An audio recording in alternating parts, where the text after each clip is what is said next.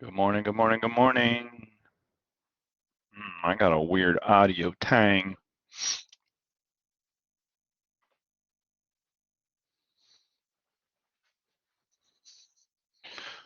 Good morning. All right, hopefully we get a few more people here right fast, but we don't have time to wait for them, so we are gonna get started because we are rock stars.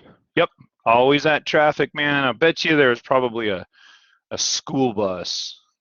I always get trapped behind those school buses with their flashing lights. Dang, flashing lights. Okay. Um, do, do, do, do, do. We did a lot yesterday.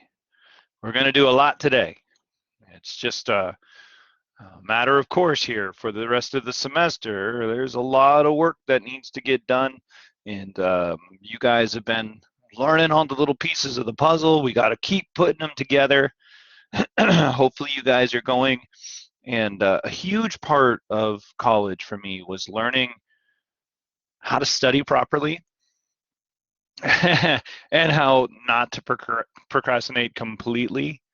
We're all procrastinators in life. Almost everybody is a procrastinator in life. So I know it's really easy to have that mentality of, I don't have time today. I just don't have time today. What I had to learn when I was a student is that there's always time because there's always 30 seconds. There's always 5 minutes. And that doesn't take up a lot of your time. And in fact, it still allows you to do a few other things that you need to do in order to rest and relax. But if you think about it, how fast can you write this conduction pathway down? Maybe the first time you go to study it, 2 minutes, 5 minutes, whatever. But then the next time you go to write it down, how fast is it going to go? A little bit faster. You see what I'm saying? And if you got an extra 30 seconds and you got a scratch piece of paper, you got a whiteboard, just go and draw down the conduction pathway of the heart. Boom, you write it down, you walk on, you keep doing your business, you feel more satisfied with yourself because you did something, you studied something, and your body will actually respond in a positive, self-motivating manner. It's a really cool thing. So give it a try. When you say you don't have enough time to study, just do something that you can do in a couple of minute period of time. Quickly draw an action potential as fast as you can. Write down the formula for cardiac output. Shit, you can get that done in 2 seconds. And then you studied. And then you think as you're going on doing your other things, how can I change this heart rate? Well, it can go up or it can go down. How can I change stroke volume? Well, it can go up or it can go down. And then we've already started to think about this. In order to increase the heart rate, what am I going to need to do to the rate of depolarization? Increase, decrease, no change. Increase would be faster. Decrease would be slower. So if I wanted to increase the heart rate, what am I going to need to do to the rate of depolarization? Increase, decrease, no change. No, you got it right the first time, Tariq. You got it right. Yeah, double eyes. Did that make sense? If I want to increase his heart rate, I'm going to need to hit threshold faster. True story? And if I want to slow down this heart rate, I'm going to want to hit threshold slower. So we're going to be manipulating the rate of depolarization. And that's what all pharmaceutical drugs do, and that's what all of your physiological functions do. They manipulate the rate of depolarization to change the heart rate and therefore alter your cardiac output. Stroke volume, we haven't finished this story yet. We're still working on this story. This story of stroke volume is about cardiomyocytes, but it's the contractile myocardial cells specifically, which is most of the heart. As they contract, they're creating pressure inside those chambers. And when they contract enough, the pressure's great enough, and blood gets ejected out of the heart. And that's stroke volume, right? So what are we going to want to do to increase the amount of blood leaving the heart? Do I want to contract stronger, or do I want to contract weaker to get more blood out? stronger. So everything we're learning over here is about how a heart muscle contracts. And then we're going to take and apply this knowledge to how do we make it contract stronger and how do we make it contract weaker. Does that make sense? So everything we're doing is referring back to this magical formula, cardiac output equals heart rate times stroke volume.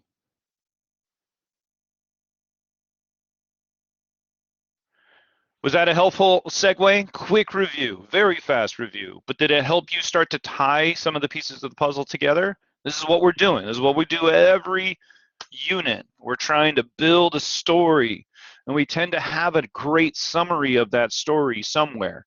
And the summary of the story is almost always in equation form, but the equation is not supposed to be math, although you can mathematically calculate cardiac output, but that's not the idea. We're going to use it for physiology. Oh yeah, this unit's great. It all ties together. Okay, let's get back to this contractile cardiomyocyte. Let's just quickly review. Where do I want to do this part of the review? I need some space because I'm going to be doing a big drawing. I'm going to come just down here in the bottom right-hand corner. I'm going to draw, again, this action potential graph, but I'm going to use less space to go over it. So here's going to be that action potential graph. X-axis is time. Everything happens in the body nice and fast, so we got milliseconds. Membrane potential is y-axis, and potential is all about voltage. And there's not a lot of voltage in the human body, very small millis. The resting membrane potential of the contractile myocardium, right? I'm just going to write myocardium, and that will tell you it's contractile. The resting membrane potential was way down here at negative 90 millivolts. Very different than anything you've learned so far.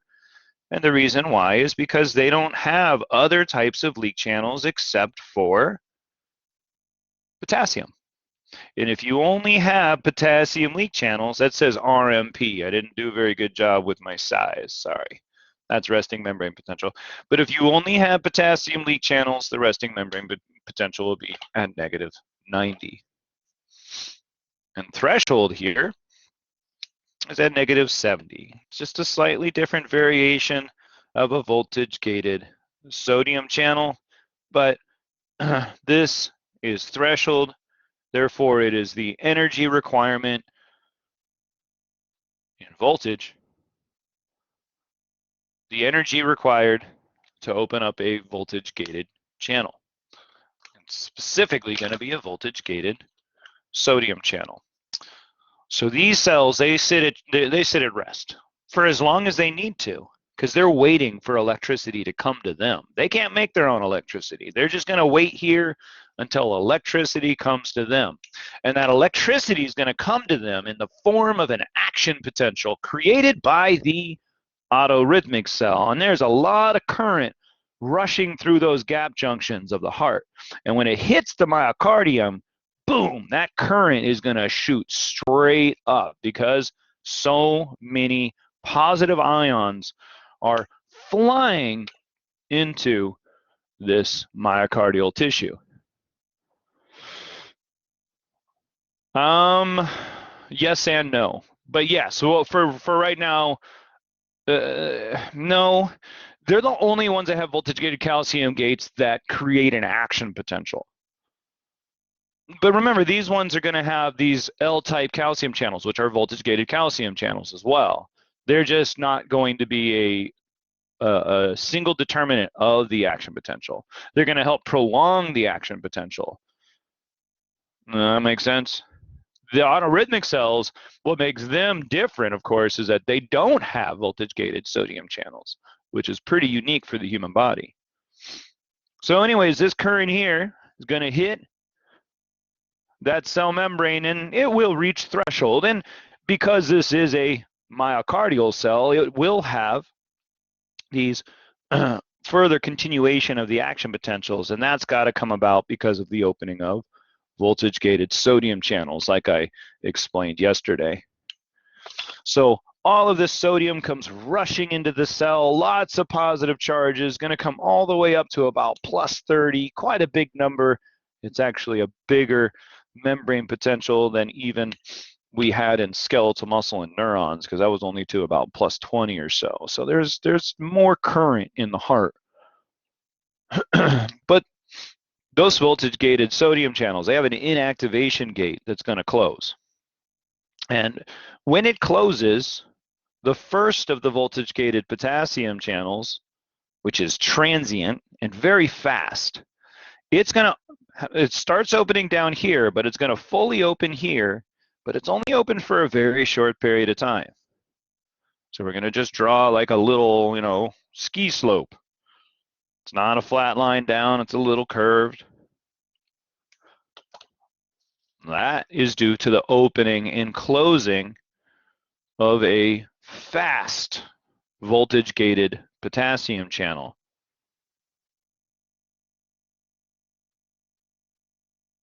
But what's going to open next?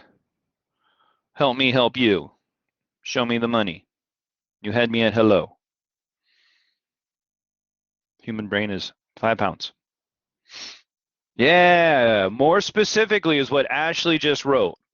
So for everybody that wrote calcium, good job. But the answer, very specifically, is an L-type calcium channel. That's an important difference, I guess. So what's going to happen next is an L-type calcium channel is going to open, and calcium is going to start pouring into this myocardial tissue. But at the same time, a normal voltage-gated potassium channel, which started to open down here, it's kind of getting open here, right? So calcium's entering at the same time that potassium's leaving. So if just calcium entered, this curve would go back up. If just potassium left, this curve would go down. But since calcium and potassium are moving across the membrane in opposite directions, they balance each other out ever so slightly, and we get a plateau. Does that make sense? So this plateau phase is due to that L-type calcium channel, but the L-type calcium channel will eventually close. At which time there's only one channel that's up and active, doing its thing, and that's that normal voltage-gated potassium channel. So potassium now can rush out of the cell. Positive charges leaving means that we are repolarizing until we get back to resting membrane potential, where this myocardial cell now sits and waits for another current to hit it. Was that a fair review? Even though I didn't write in all the steps, I color-coded it, but followed through talking about each one of the channels. It means long-term, Heather, because it's open for a longer period of time than a voltage-gated channel would normally. What do you mean, but it's closed?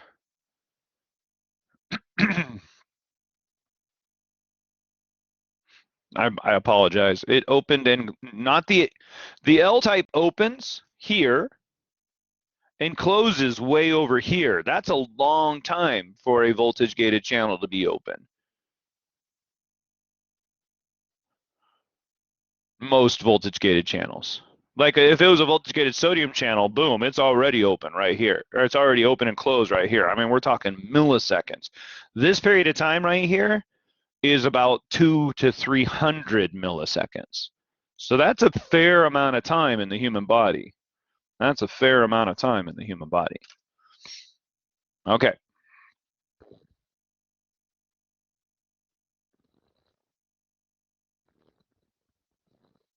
Sorry, coffee is life. Okay, so let's go back and draw, but using a little bit more space. Let's go back and draw this myocardial tissue, kind of the way that I did it yesterday, where I have one cell on the one side here. I want some space up top for some stuff. So I'm going to have one cell here. I'm just going to kind of make it the end of a rectangle. I'm not going to do my sticky ends this time. I'm just going to kind of go down, make it the end of a rectangle. So this will be the end of one cell where it's meeting another cell. So this other cell, we're going to go ahead and we're going to simplify the heck out of our drawing as best as we can. We're going to have the end of our rectangle here.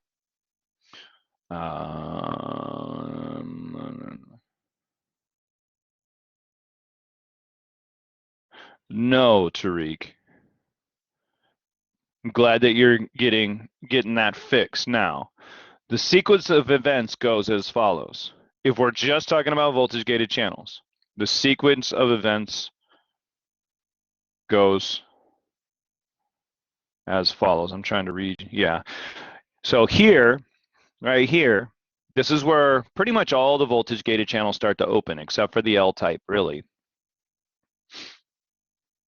So the voltage gated sodium channel activation gate super fast. Voltage gated potassium, both the transient, which is fast, and the normal, which is slow, start to open here. All of them start to open here. At the peak, the inactivation gate closes on the voltage gated sodium channel.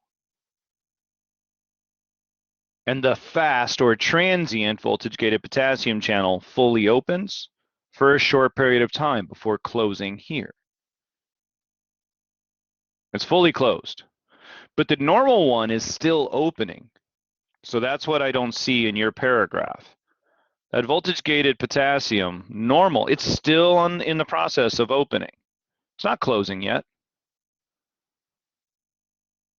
The L-type calcium channel opens, and by the time the L-type calcium channel closes, well, that normal voltage gated potassium channel is fully open at this point. Potassium rushes out, and when we drop back below threshold, that's when all of those voltage gated channels reset themselves, because the process of opening them is threshold, so the process of closing them will be back below threshold. And yes, this big depolarization step is from voltage gated sodium channels.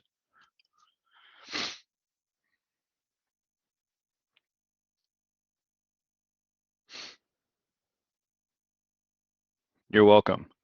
All right, so we're back over here to this myocardial tissue. Remember, basically what we're drawing right now is the entire outside of a single cardio cell. So we're basically drawing a cell here, or a fiber, but we're going to add in not a lot of T-tubules because we need the space. So I'm going to put in a small T-tubule. Now, you guys probably know a little bit better about T-tubules because of AMP1. They actually dive down, they're transverse, they wrap around, they're literally through the entire cell, right? They're allowing current, because it's just an invagination of that plasma membrane. Think of Play-Doh. If you took Play-Doh and stuck your finger down in Play-Doh, well, your finger would still be touching the outside layer of the Play-Doh, but you've just pushed the outside layer down into that Play-Doh ball. That's the same thing as a T-tubule, right? Except there's a lot more curves and twists and bends and so forth, so on. So, boom, we're going to come out here. We'll draw in one more small T-tubule, and we'll leave it at that. Now, down here, we're just not going to draw any T-tubules. Are they here? Of course they are, but it gets in the way of the drawing. So we just need a schematic that helps us understand what's going on. Does everybody understand this schematic? What you're looking at is a single myocardial cell.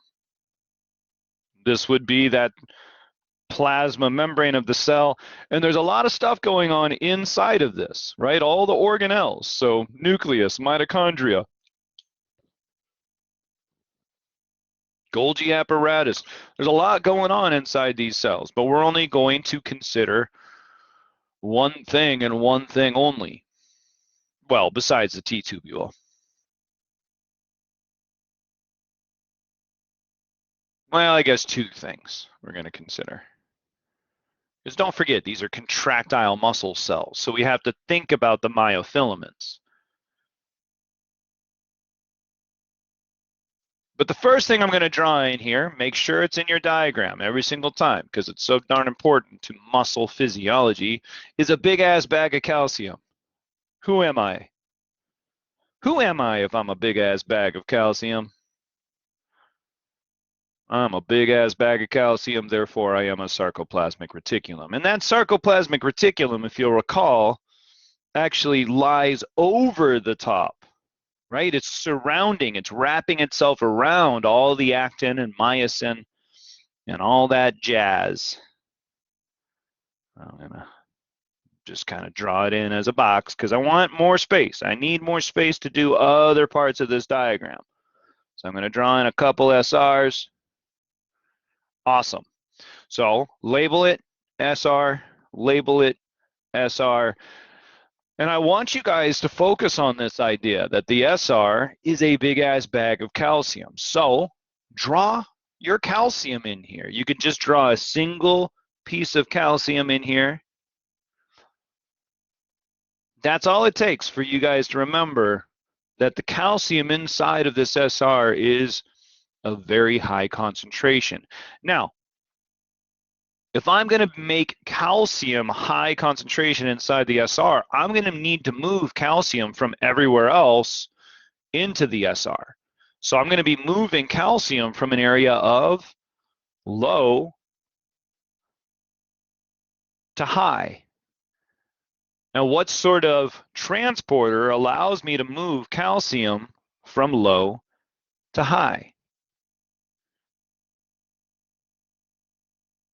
What sort of transporter will allow me to move? Yeah, ATP, everybody with me on that? If we want to move something up a hill, it's got to be an active transporter or an ATP transporter, true story? And all active transporters, primary active transporters, all of them that directly use ATP are called pumps, all of them. So this is a pump that moves calcium. It's actually going to move hydrogen in the opposite direction, but you guys aren't going to be required to learn that. Calcium, therefore these are called calcium pumps. And we're going to be talking about calcium pumps all semester. But this calcium pump right here is important. Calcium pump. I won't label it over here because I've already labeled it over here. And it's moving calcium from an area of low to high. So it's constantly pumping calcium into the SR using ATP for that function.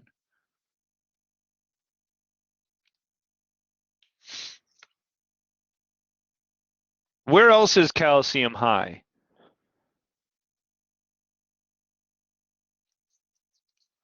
Where else is calcium high? Ah, good, Andy. Exactly. Yeah, good. Great job, Veronica. Tariq. Awesome, Ruju.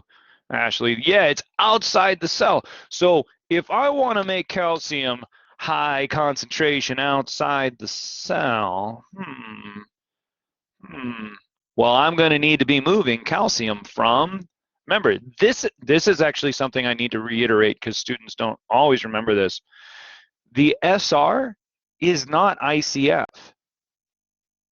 The SR is the SR. The SR is not the ICF because it's not interstitial fluid. Does that make sense? Interstitial fluid is the cytosol. It's the fluid component inside the cell, and this is inside of an organelle, so it's not part of the ICF. Yes, no, maybe so? Maybe you're learning that for the first time, but does that make sense? Cool. So the ICF is here. The ICF is here and here. It's all the space in between. It's this gigantic gap that I left down here would all be ICF. If I'm going to make calcium high out here in the ECF, doesn't it also stand to reason that I'm going to need to move calcium from here out to here? I'm going to be moving calcium all the time out of the cell and all the time into the SR. And I'm going to also be taking calcium from low to high. So I'm using a calcium pump out here on the sarcolemma. Yes, no? So I got ATP going on here too.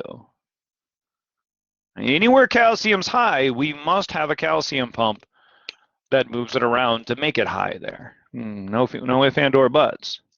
Same thing with sodium. If I'm going to have sodium high somewhere, I need a pump to move it. If I'm going to have potassium high somewhere, I need a pump to get it there.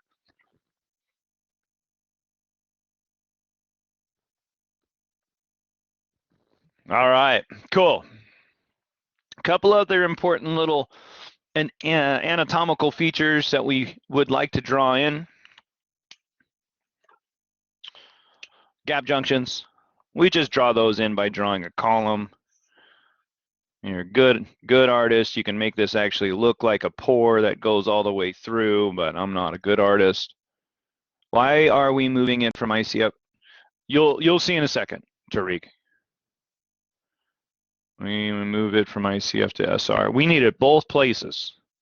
We need it both places. We got to run this whole entire system, and calcium coming from the ECF is part of the initiators for this system. So calcium must be high in both locations. So we're just going to draw in a couple gap junctions just so you guys never forget about them. There's desmosomes here.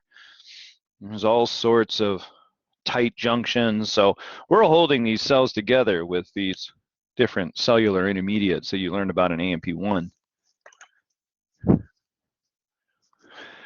It's important to remind ourselves, every single cell membrane in the human body has this transporter. It uses more ATP than any other energy demanding work thing in your body.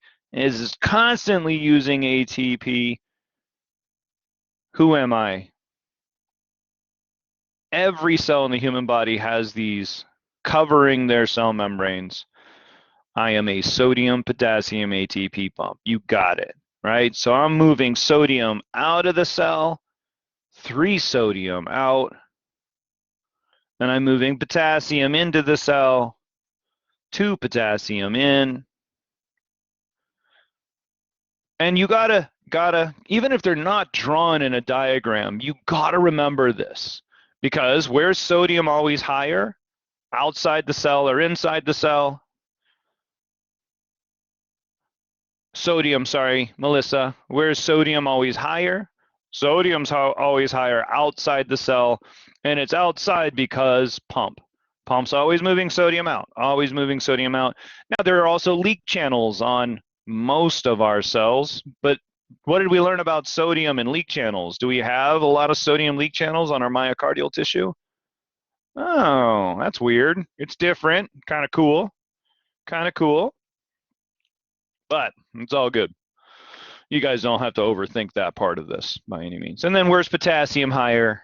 Inside the cell. This is going to be important for the propagation or conduction of electricity. So all cell membranes have these pumps, and then they all have these voltage-gated sodium channels.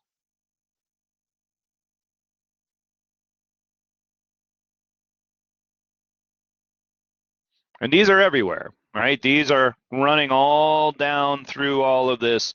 What's so great about these is when an action potential hits a voltage-gated sodium channel, it's going to allow sodium ions, sodium, to now enter the cell, and that's what I was drawing in yesterday. So now we start getting plus charges that build up on the inside of that cell membrane. Yes, no? Yeah, and if we want to repolarize this, that's where the voltage-gated potassium channel comes into play. Boom, we go voltage-gated potassium.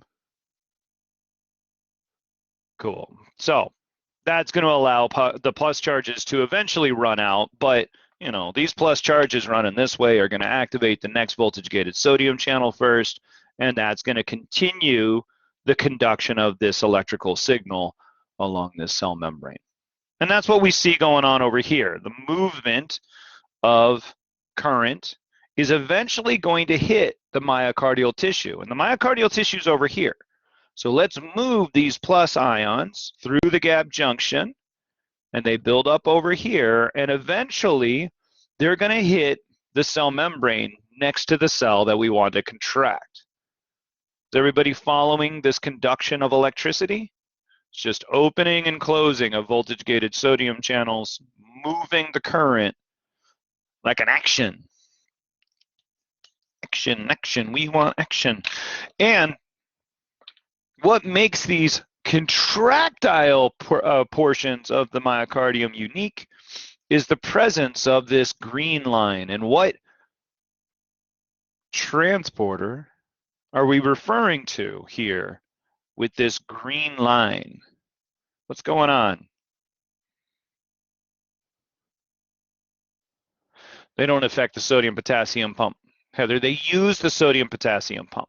Sodium-potassium pump creates the concentration gradients required to run sodium in and potassium out. If this sodium-potassium pump wasn't running, the gradients wouldn't be strong enough. Because remember, gradient. You guys remember that word, gradient? I haven't actually reviewed it yet with y'all this semester, but do you guys remember that word, gradient? Yeah, just real quick, this is actually an important review, so this works for everybody. Gradients are really, really, really, really, really, really important. Can anybody define a gradient for me real fast? Like if you had to use 1 or 2 words to define a gradient, how can you do that? Lovely. Actually, stop saying charge, Heather, because gradients are in the world all around you. If you've ever been to the mountains in Colorado, they always talk about, you know, when you're about ready to drive down a mountain, you'll see there's like a 6% gradient sign or 4% gradient sign or something along those lines. Gradient simply means difference, period. So there's differences are in the world all around you. So there's lots of gradients, whether it's the slope of a mountain or whether it's a concentration gradient or whether it's a charge gradient. There's all sorts of gradients. There's pressure gradients in the human body. Does that make sense? So lots of different types of gradients, and the gradient's just the difference between 2 sides. So if I drew a line like this, A to B, and I drew a line like this, A to B, and I drew a line like this, A to B, and I went A, B, C, which of these has the greatest gradient? Which of them has the biggest difference between A to B? So the steeper the slope, the greater the gradient. Awesome. If I were to put a ball at B on all 3 of these and just let that ball roll, which one of these, A, B, or C, is the ball going to run slowest? Ooh, I got tricky on that one. You guys thought I was going to say fastest. Yeah, you got it. B. And which one's going to be fastest? So the greater the gradient, the faster things move. Yes, no, maybe so? Concentration gradients and electrical gradients. Every gradient in the human body for concentration and electrical is created because of the presence of pumps. If I actually, in A&P1, what I teach about pumps is I define them for you. And I don't define them as these are active transporters and move things from low to high with the presence of ATP. I don't define them like that. I say a pump is something, a physical something that creates gradients. Every pump in the human body creates gradients because it's moving it from low to high, creating a high concentration, creating the gradient. So the faster this pump moves, what's going to happen to the sodium concentration gradient? Increase, decrease, no change. If I'm moving more sodium out, that means there's less sodium in. No, definitely not decrease, Tariq. Not a problem, though. We'll fix this. Good job, everybody. Good job. Thank you so much for trying all of these answers. I love it. But if I have a pump, and this is an important part. Yeah, but we're talking about a gradient, Tariq. We're not talking about a concentration. So we got to think about the two synonymously for sure, but also separate each part, right? So it's pretty simple to draw and think about subjectively, because in this sodium potassium ATP pump, we're moving sodium out and potassium in. Let's start with, I don't know, we're just going to start with them being equal on either side.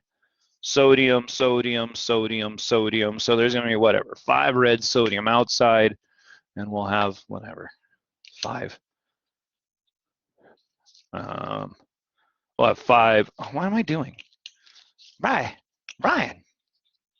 Sodium, sodium, sodium, sodium, sodium. So, boom, we got equal sodium outside and equal to sodium inside. But due to this pump, it's moving sodium out of this. True story? So right now, is there a gradient in our subjective drawing? Is there a sodium concentration gradient? No. And let's not think about 3 and 2. Let's just move one of these sodium to this side. If I moved one of these sodiums over, now I got 6 and 4. So my gradient is now 6 minus 4 equals, our first gradient was 5 minus 5 equals 0. There was no gradient. Now we got 6 minus 4 equals 2. So we have a gradient, right? We have movement. There is a difference, therefore there is a gradient. Yes, no? Pretty simple way to look at this. Now what if I move this pump faster? Then more sodium gets moved over to this side at a faster rate. Whew, now we're trucking, right? Now we got 8 minus 2. Now we got a really steep gradient. So the faster that pump moves, the steeper the gradient. Yes, no, maybe so?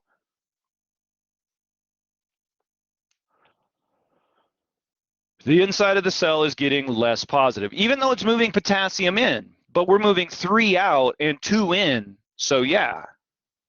But right now we're just looking at concentration, Heather. I wasn't talking about an electrical gradient, although there is some propensity for both. But definitely, I was talking about a chemical gradient, which is the physical eye on the physical chemical. Okay, cool. Okay, let's get back to this. Exhibit A.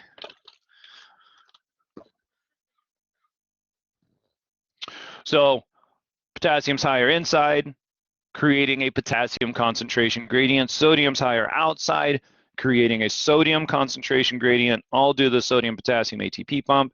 Calcium's higher outside, calcium's higher inside the SR, all because of pumps creating gradients. Do you guys see the connection now between what we just reviewed? And let's actually take that same idea. What would happen if we sped up this calcium pump? What's going to happen to the gradient? And I'm talking right here on the SR. No, it's not the same. It's not the same. It's much more concentrated in the SR because we got a bag of calcium rather than a big open space. But if I sped up this calcium pump, what's going to happen to the gradient between the SR and the ICF? Increase, decrease, no change. Yeah, now you guys are using what you've learned. This is awesome. Great. Great. Man, this is fantastic. I love it, love it, love it. I'm actually glad that we segued into this because it's a big part of how our body actually functions. This is not make-believe. This is not a, let's use this as an example for a potential, change in the, no, this is exactly what the body does all the damn time. What color am I going to use? Sons of biscuit easers. I'm running around in circles here. I don't have the right color. Ooh, this color. No, pink's sitting over here. It's going to party later. I'm using this cool, whatever it is. Sun. So, more anatomy. We're kind of going a little bit out of context, or out of not context, but out of chronological order here. But this will be cool. So if I have a gate here, you know, it's covering. It's not just on this side.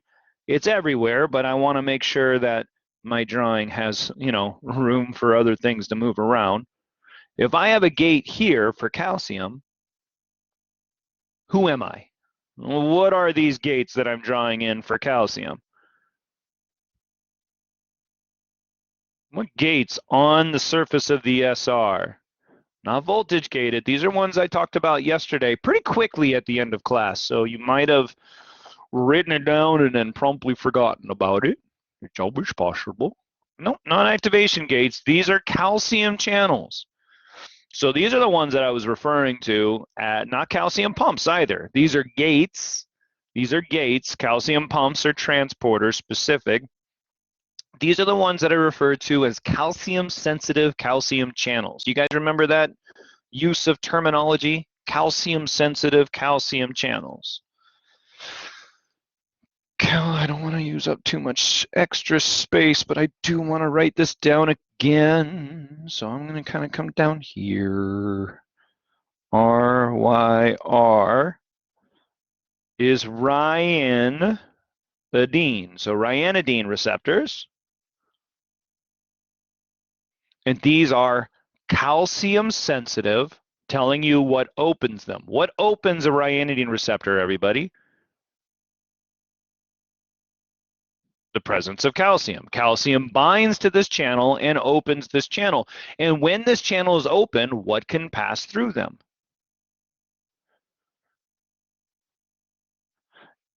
Lovely. Now, here's the deal. The calcium binding site is on the outside of the ryanidine receptor. It's out here. And normally the calcium concentration in the ECF is low. So normally this ryanidine receptor would be closed. The binding site for calcium on the ryanidine receptor is on the outside in the ICF side of things. So even though there's a boatload of calcium inside the SR, that calcium can't activate the RYR. Does that make sense?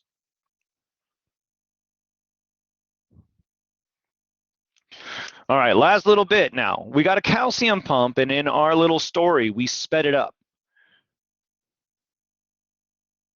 Yeah, more calcium will have to go into the ICF to open the RYR. We're getting there. We're definitely getting there. You got it. So in our little story, we sped up this calcium pump.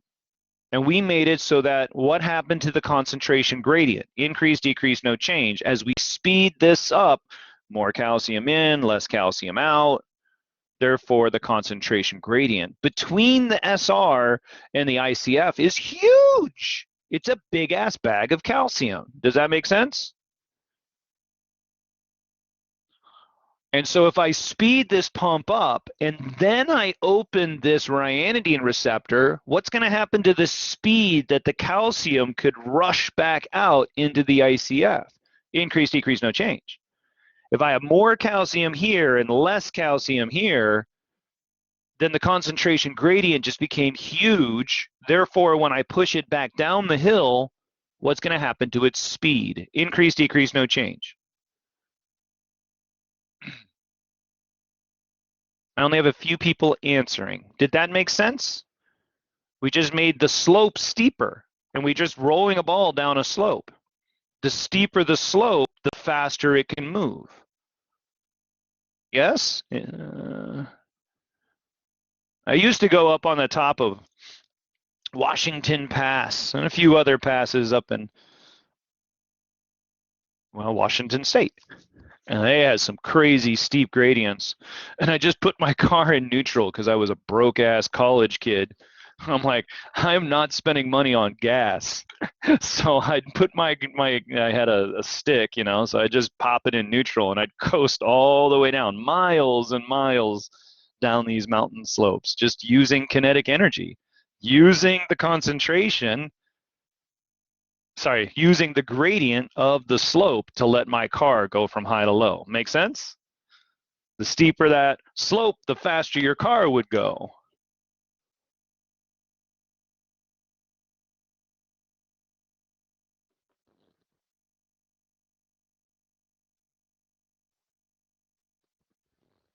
We'll come back to that idea. All right, now pink. Pink's my L-type. So I'm going to start throwing in some pink here. We're going to say it hits. We got quite a few of these L-type calcium channels.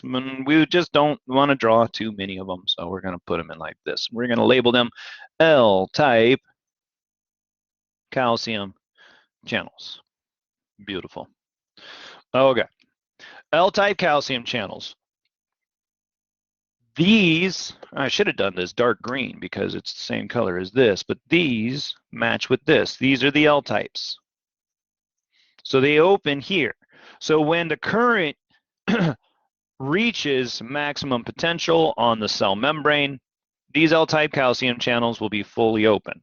They are a voltage-gated calcium channel. And what can pass through these voltage-gated calcium channels?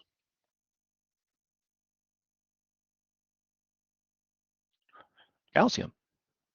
And calcium's high out here in the ECF due to the presence of calcium pumps and something else you guys are going to learn about. Calcium is higher in the ECF relative to the ICF. So when I open up an L-type calcium channel, calcium comes rushing into the cell. Yes, no, maybe so. So right here at the plateau phase, at the beginning of the plateau phase, calcium starts coming into the cell. And what do we know is available for this calcium to bind to? What's over here chilling, hoping, waiting, going, please, calcium, bind to me so I can do my job?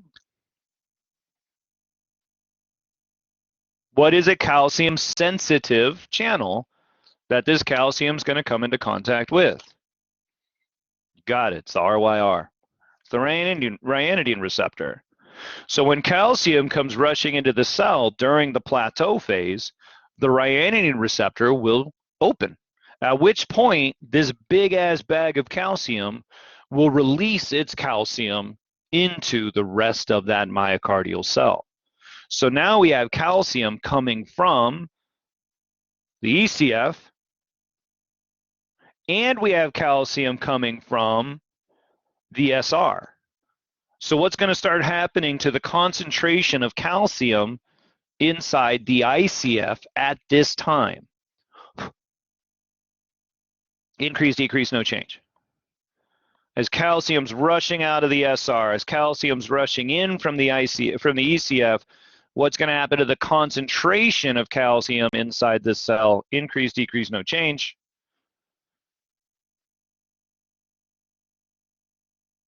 Got 5 people that answered. We'll get a few more people in on this. You're just writing notes. It's okay. So this is going to increase the calcium. And we want to draw this in like I taught you.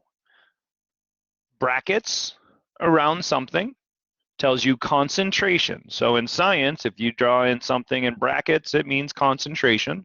So this is calcium concentration. There's an increase in the calcium concentration. And then we do a subset ICF. So using this diagram now, using this shorthand, this says there's an increase in calcium concentration inside that cell.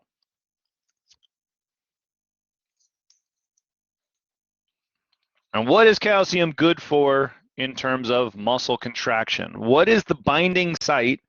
What is the binding myofilament for calcium that will help with muscle contraction? You got it. Troponin. Dun, dun, dun, dun, dun. Troponin. So calcium comes rushing in. And remember, it's actually getting dumped underneath where the SR is drawn. It's not getting dumped down here. It's pouring right onto all the myofilaments that the SR is wrapped around, but we can't draw that. So we just say it comes out here. But in reality, it's real fast because it's just getting dropped on those myofilament tissues down below. But that calcium is going to immediately bind to troponin and activates A with an arrow up, troponin, and that's going to create muscle contraction. And that's all I need you guys to know, is that when we activate that troponin, now we get contraction. For dealing with the heart, we don't just call it contraction, and we're not going to call it systole, although contraction is systole. When we want to start thinking about presence of calcium, binding to troponin, what we're dealing with is something called the force of contraction, or FOC, force of contraction. So we're going to draw that down here, write that in. FOC equals force of contraction.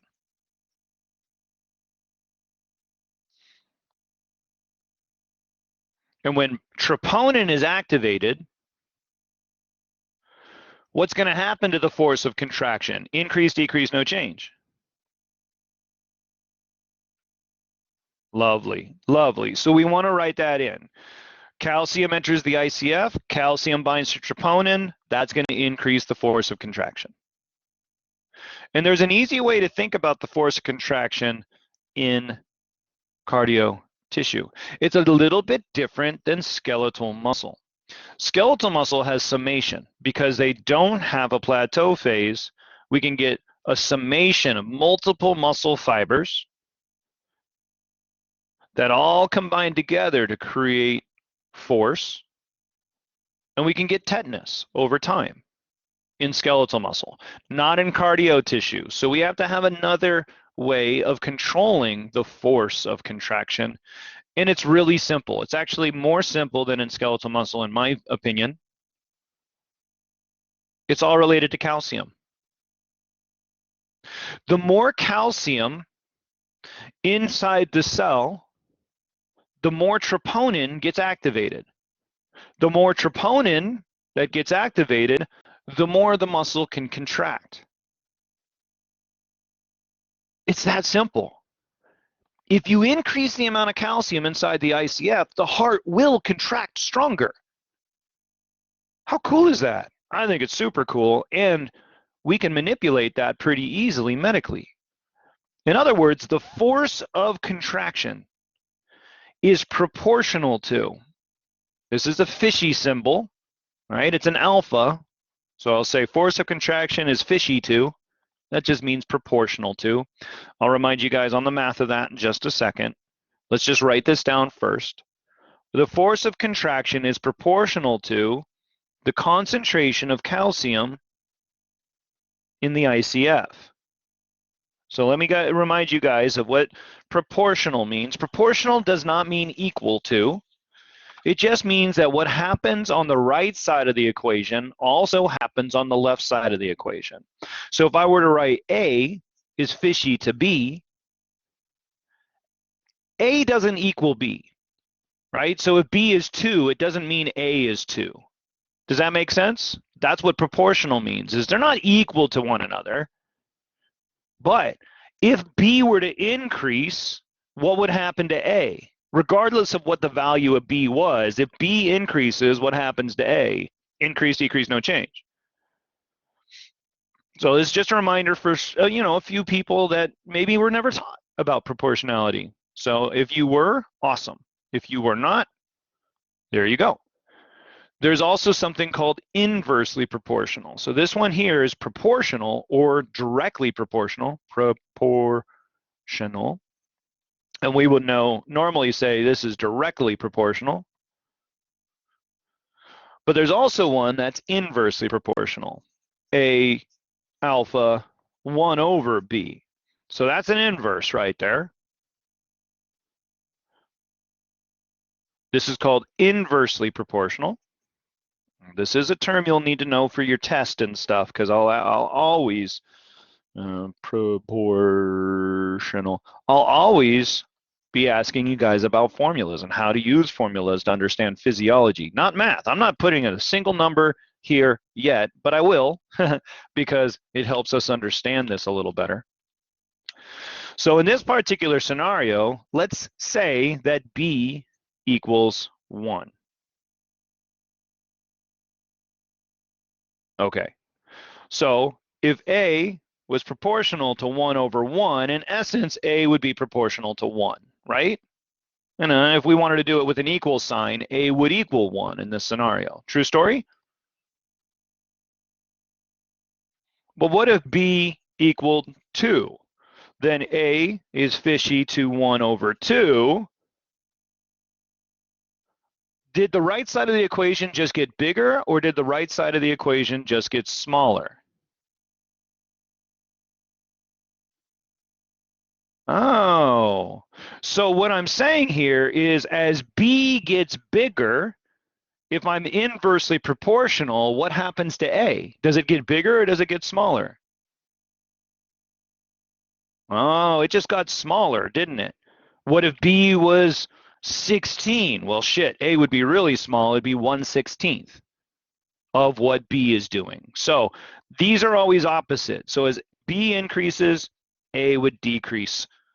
So directly proportional, they move in the same direction. Inversely proportional, they move in opposite directions. This is the only review of this sort of material that I'll give this semester, and we're going to be doing a lot of formulas this semester, a lot. This is the same idea as cardiac output equals heart rate times stroke volume. So same thing, right? Heart rate is directly proportional to cardiac output, and stroke volume is directly proportional to cardiac output. We're just using an equal sign rather than a proportional sign. And what do we got going on with force of contraction? Is it's proportional to the calcium concentration inside that cell. So if I were to increase how much calcium enters that cell, what's going to happen to the force of contraction? Increase, decrease, no change? And what if I were to make it so there was even more calcium somehow, magically, not magically, hormonally, neurotransmittably, it's going to increase, increase, increase. So we can actually force a patient's heart to beat stronger if we can get more calcium into that patient's heart. Does that make sense? We use this process in patients with heart failure all the time, is we can manipulate this system to make it so there's more calcium inside those cells and make their hearts beat a little stronger until we can hopefully figure out what's wrong, but yeah, not always. Not always. All right, another big part of this ECC. This is called excitation contraction coupling, and I never ever even wrote that on top because I'm a dum-dum, so I apologize. So if I asked you guys to explain this process, this is called excitation because it's being excited by voltage. Oops, sorry, I'm off the screen. Contraction, coupling, excitation, contraction, coupling is an ECC. Coupling has to do with the way actin and myosin have their sliding filament theory. Contraction is the result of that, so they called it excitation, contraction, coupling, ECC. So if I ask you guys to draw a flowchart for ECC, you can use this diagram and you can just draw a simple flowchart. What is this flowchart? What's it going to look like? What started this whole thing off? What starts this? What starts this? No, even before that. What starts that? Ah, awesome, Ashley. Perfect answer on that. Veronica, you did so good there too. Tariq, great job. I love that you're always throwing out answers. It's fantastic. This action potential is arriving from the autorhythmic cell. So we're going to say step 1 here, but we're not going to label it as a 1. We're going to just say, hey, we got an action potential from the autorhythmic cell, and it's been traveling through the conduction pathway. And that is going to travel through the gap junction, and I'm just going to draw this in with an arrow. It's assumed that you understand this at this point, that this current's moving. It's an action potential, for Pete's sake. And eventually it's going to hit the myocardial cell membrane. At which point, what is it going to activate next? What part of this entire craziness is getting activated by that action potential that we care about for ECC? Don't look down here. We're not dealing with an action potential. We're talking about contraction. Still not voltage-gated sodium channels. That's assumed. That's part of the action potential. Okay, Tariq? The action potential uses voltage-gated sodium channels. We're not talking about action potential anymore. We're talking about excitation, contraction, coupling. So what is the next step required for contraction? Definitely, no. I'm sorry, I'm not sure where I lost you guys on that. Not potassium channels. No. No potassium channel. We're not dealing with an action potential. So we're not dealing with potassium. We're not dealing with an action potential right now. We're trying to get that muscle to contract. Just follow right here. The action potential travels along that cell membrane. And what is it going to hit? It's going to hit an L-type calcium channel. Because what do we know about contraction? The force of contraction is proportional to calcium. So right now, all we're interested in is calcium, calcium, and more calcium. So great job, Veronica. Does everybody else understand that? Because nobody else is writing an answer. You guys are just scared to be wrong. Don't be scared to be wrong. I love that you guys are writing answers. I love that Heather and Tariq put down answers that weren't exactly correct, but it gave us a starting point. It gave everybody a place to go, oh, okay, that's why that can't be the answer. We're not talking about action potentials. We're talking about practice. Oh, wait, no. So action potential, what does it do next? It activates, A with an arrow up, an L-type calcium channel.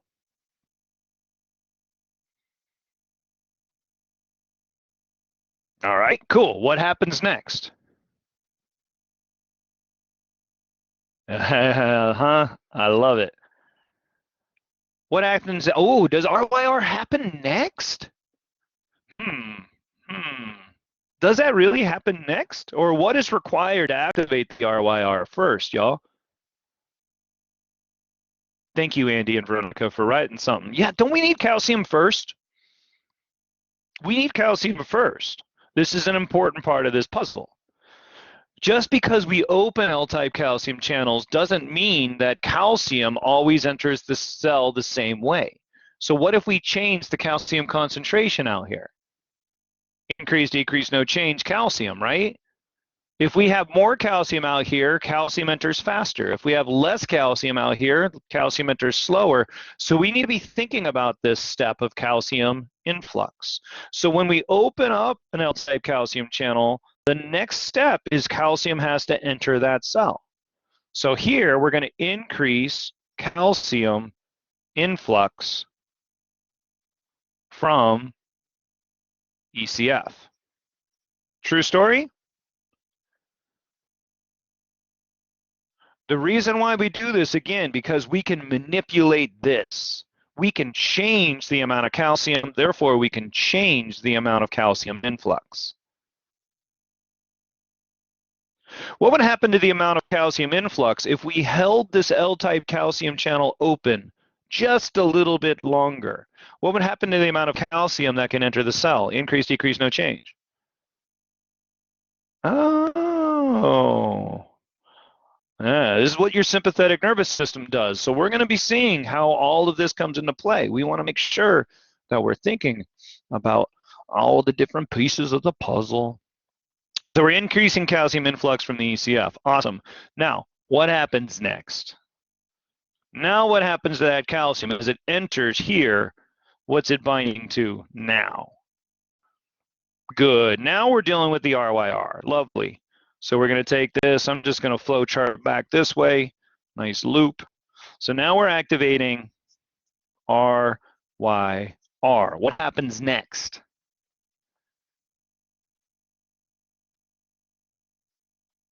This is a calcium-sensitive calcium channel. So what happens next?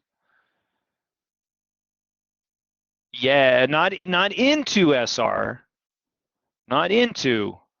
Just that was a slip of the tongue, probably. You got it. You got it. What happens next is calcium is able to leave the SR. This is not influx. This is not efflux. We're starting in the SR and we're moving out into the ICF. So as we activate the RYR, calcium, I'm going to go ahead and write rushes because it's more fun that way. From SR into the ICF. And as that happens, what's going to happen to the calcium concentration in the ICF? Increase, decrease, no change. Good old big ass bag of calcium. You got it.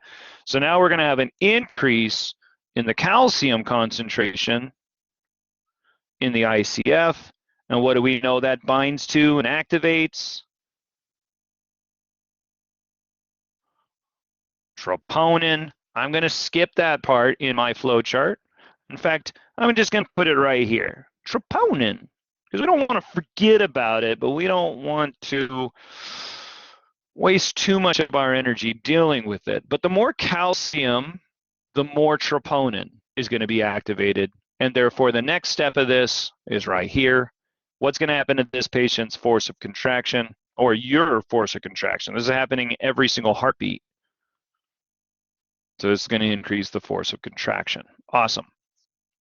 Awesome. Sweet, we just contracted the heart. We just did it. Your heart is now gone through systole. Congratulations. Are we done? You guys are like, please, I want to be done. Are we done? We're not done. We're not done. Why are we not done? Why are we not done? What is more important than contraction? To Dr. H, then that's all that matters. Gots to relax. You got to relax. You got to. Here's the I have students that get a lot of, like, I think, anxiety about relaxation, which is ironic. But it's not that crazy to think about. There's going to be some new pieces of the puzzle. We'll deal with those, and I'm going to use this space right here to deal with relaxation. But the idea is simple. What do we know about force of contraction? What causes force of contraction to increase? No, RYR. What causes the force of contraction to increase? The formula right here says force of contraction is proportional to what, y'all?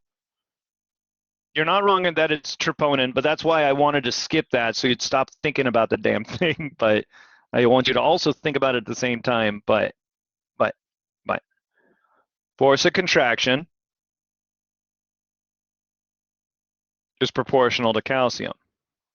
So if I want to decrease the force of contraction, what do I need to do to the amount of calcium inside that cell? If I want to relax the heart, what do I need to do to the amount of calcium? Increase, decrease, no change. Sweet. Awesome. Can I just do that? Pretty simple, right? I could just do that, right? No. Because what started this whole mess in the first place? What's the very first step of your flow chart? What started this whole mess? So if I want to bring calcium back down again, what do I need to get rid of first? The action potential. Does that make sense? We can't just relax the heart if there's electricity coursing through the heart. And this is why, sticking your tongue in an electrical socket is a really stupid idea, because that electrical current is now complete and it's just going to keep electricity coursing through your body. Your heart contracts and it does not relax. Electricity. Make sense? Well, we have something unique going on here. Where is this action potential coming from? The autorhythmic cell. The cool news about the autorhythmic cell is it turns on and it turns off. It's a light switch that's turning on and off, on and off. It's got its own little circuit breaker, right? In case you know anything about electricity, it's got its own little breaker. Breaker 19. So the action potential is only on for a short period of time. Then it's going to turn itself off. So we can start thinking about this flow chart.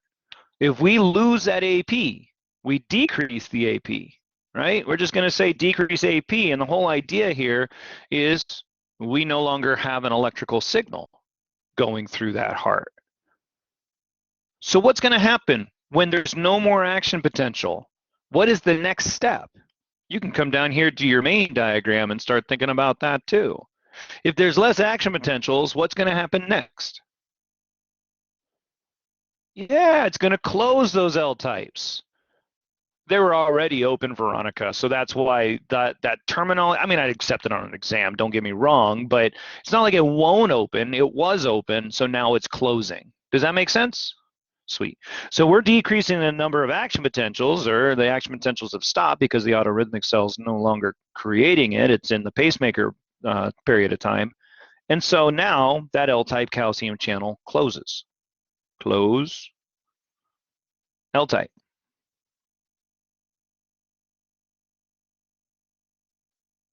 So what's going to happen to the amount of calcium entering the cell? Increase, decrease, no change.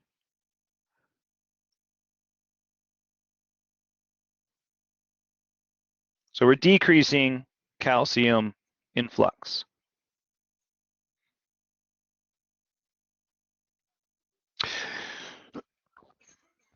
Now, here's where things get a little bit tricky. Does that just magically mean there's no calcium inside the cell? All we've done is we've stopped the amount of calcium entering. But isn't there already still a lot of calcium in the ICF?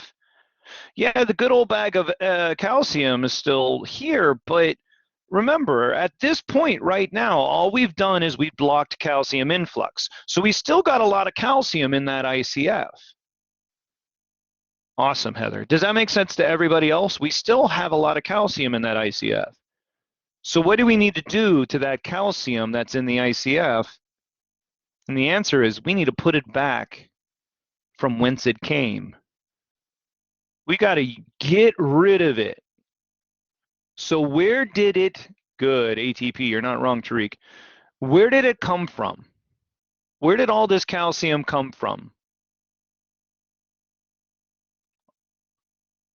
Ah, there we go, Parker. Good, Andy. Everybody else isn't wrong. You kept on throwing down one answer. But didn't this calcium come from two locations? It came from both the ECF and the SR. True story? So we need to get this calcium back from whence it came, but that means we need to get that calcium back to both of those locations.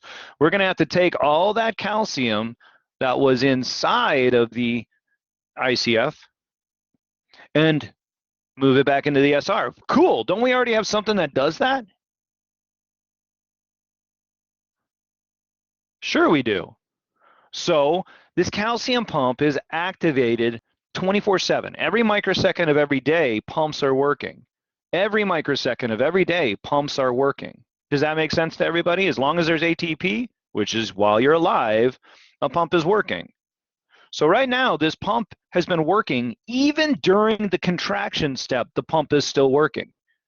But now we have less calcium entering from the ECF, and these pumps have been working this whole time. And if there's less calcium entering from the ECF, then the pumps catch up, and they can move calcium out of the ICF faster than calcium is entering the ICF, because the ryanodine receptors will have closed. Does that make sense? Kind of. Homeostasis. So what's going to happen when there's less calcium entering the cell is the pumps are working, both on the SR and this one found here on the sarcoplasmic reticulum. You're also going to learn about one more transporter in just a minute. We're not done with the different types of proteins. But it's nice to start simple with something you've already learned about, and that is the calcium pump. So less calcium's influxing, the calcium pumps are working, and that's going to allow the ryanodine receptors to close because we're moving calcium back into, so I'm going to say decrease calcium influx, and calcium pumps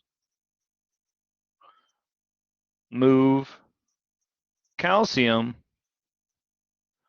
basically faster, right? They're able to catch back up, move calcium into SR and ECF. So that's what I'm going to say right here. Calcium pumps move calcium into the SR and ECF, but you should be thinking that it's moving it in faster than the calcium can enter. And that is going to decrease the amount of calcium out here, thus allowing the ryanodine receptors to close. So as we move calcium, we have less calcium coming in from the ECF. We're now moving calcium back from whence it came. That is in essence going to allow for those ryanine receptors to close. And if those ryanine receptors are closed, then calcium's not rushing out of the SR. And those calcium pumps are still moving. They're still doing their thing. So those calcium pumps, when we close that ryanine receptor, as those calcium pumps continue to pump calcium, that's finally going to decrease that calcium concentration inside that cell. And if I decrease the amount of calcium inside that cell, what's going to happen to the force of contraction? Increase, decrease, no change. So now I'm decreasing the force of contraction, which is exactly what I wanted to do.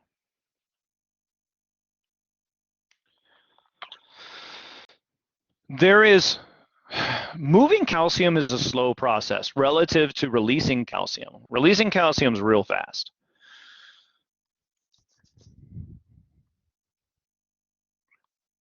But moving calcium around by pumps is slower than just opening up a gate to release calcium. So the calcium pump needs help.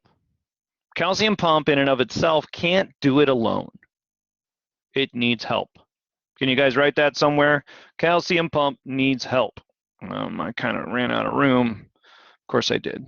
Why wouldn't I? I'll actually write it on up here. Calcium pump needs help. Can't do it by itself.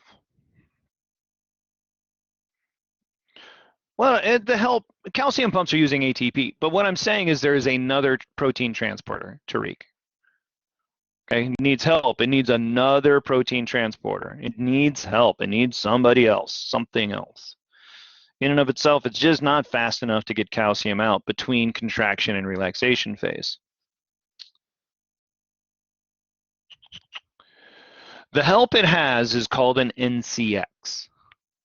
So what it has is an NCX, and we're just going to define that real quick, then we'll label it and draw it here. N stands for sodium.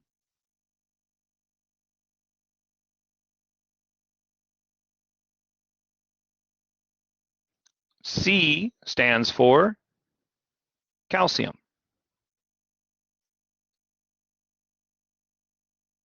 X stands for exchange. So this is a sodium-calcium exchanger.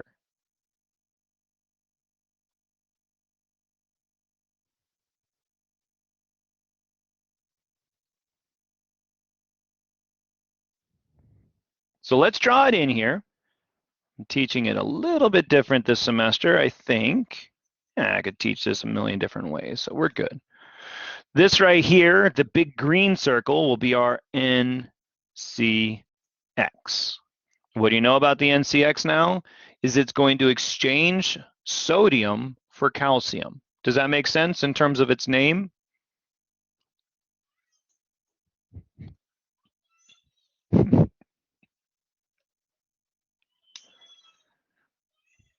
I got my little daughter outside my door screaming, "Daddy!" I think I locked the office door today. A daddy!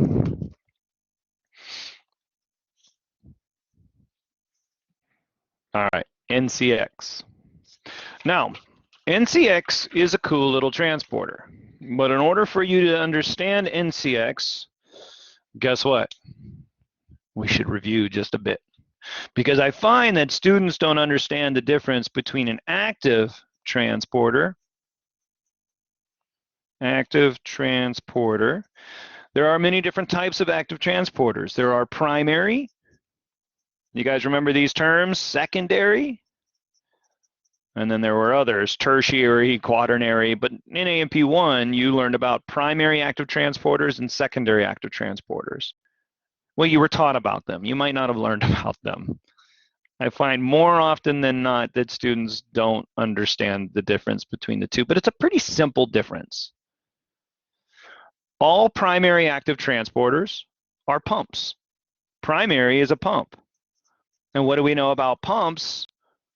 calcium pump, sodium potassium pump. What do they all use? All pumps directly use ATP. They're able to hydrolyze ATP and use that ATP's energy to move things from low to high. Here's the definition of an active transporter. All active transporters, no matter what active transporter, primary, secondary, tertiary, quaternary, doesn't matter. All active transporters move things from low to high. That's the common grounds for an active transporter. In the end, they all relate back to ATP because only ATP can move things from low to high, technically. Pumps directly use ATP. You might be able to tell by my terminology here that secondaries don't directly use ATP.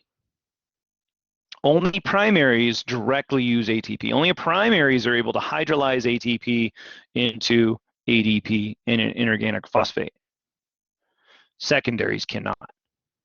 So a secondary active transporter is one that uses the kinetic energy. Remember, kinetic energy is just the energy of motion. So kinetic energy is passive energy. I could write that in here in case you guys forgot. This just means it uses high to low energy. So if something's moving from high to low, that's kinetic energy. And that's what most of the universe is, well, that's what all the universe is trying to do all the time is kinetic. Does that make sense? Kinda, ish? Maybe you've learned that word before, maybe that was easy for you, but. So this is using kinetic energy created by the primary active transporter. So using kinetic energy created by the pump.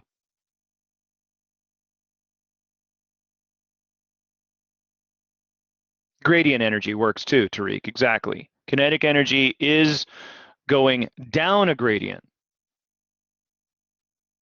not up a gradient.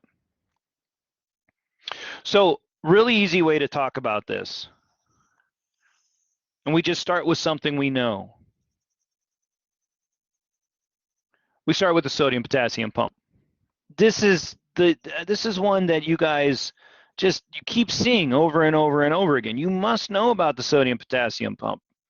It uses ATP to move sodium out. How many sodium out? And at the same time, what's it moving into the cell?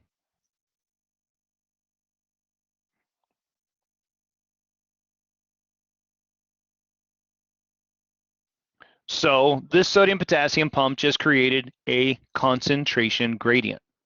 Yes, no, maybe so? In other words, it created kinetic energy. As sodium gets moved out and more sodium builds up out here, we've created kinetic energy. Because sodium, where does it want to be? It wants to be back into the cell.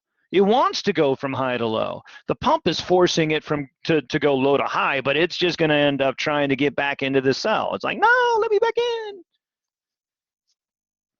Yeah? Does that make sense? It definitely has a voice just like that. No, let me back in.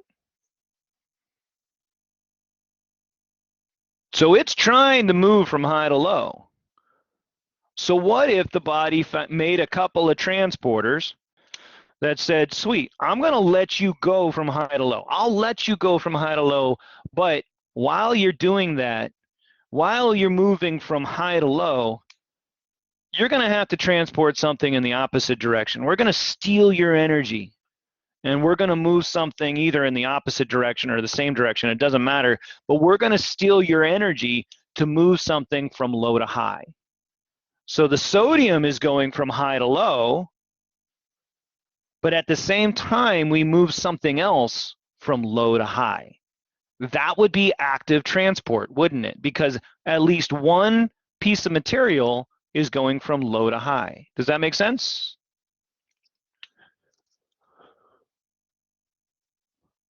I'll give you an example. Glucose. What if glucose, and this is one you guys learned about in Unit 1, that's why I'm using this as an example.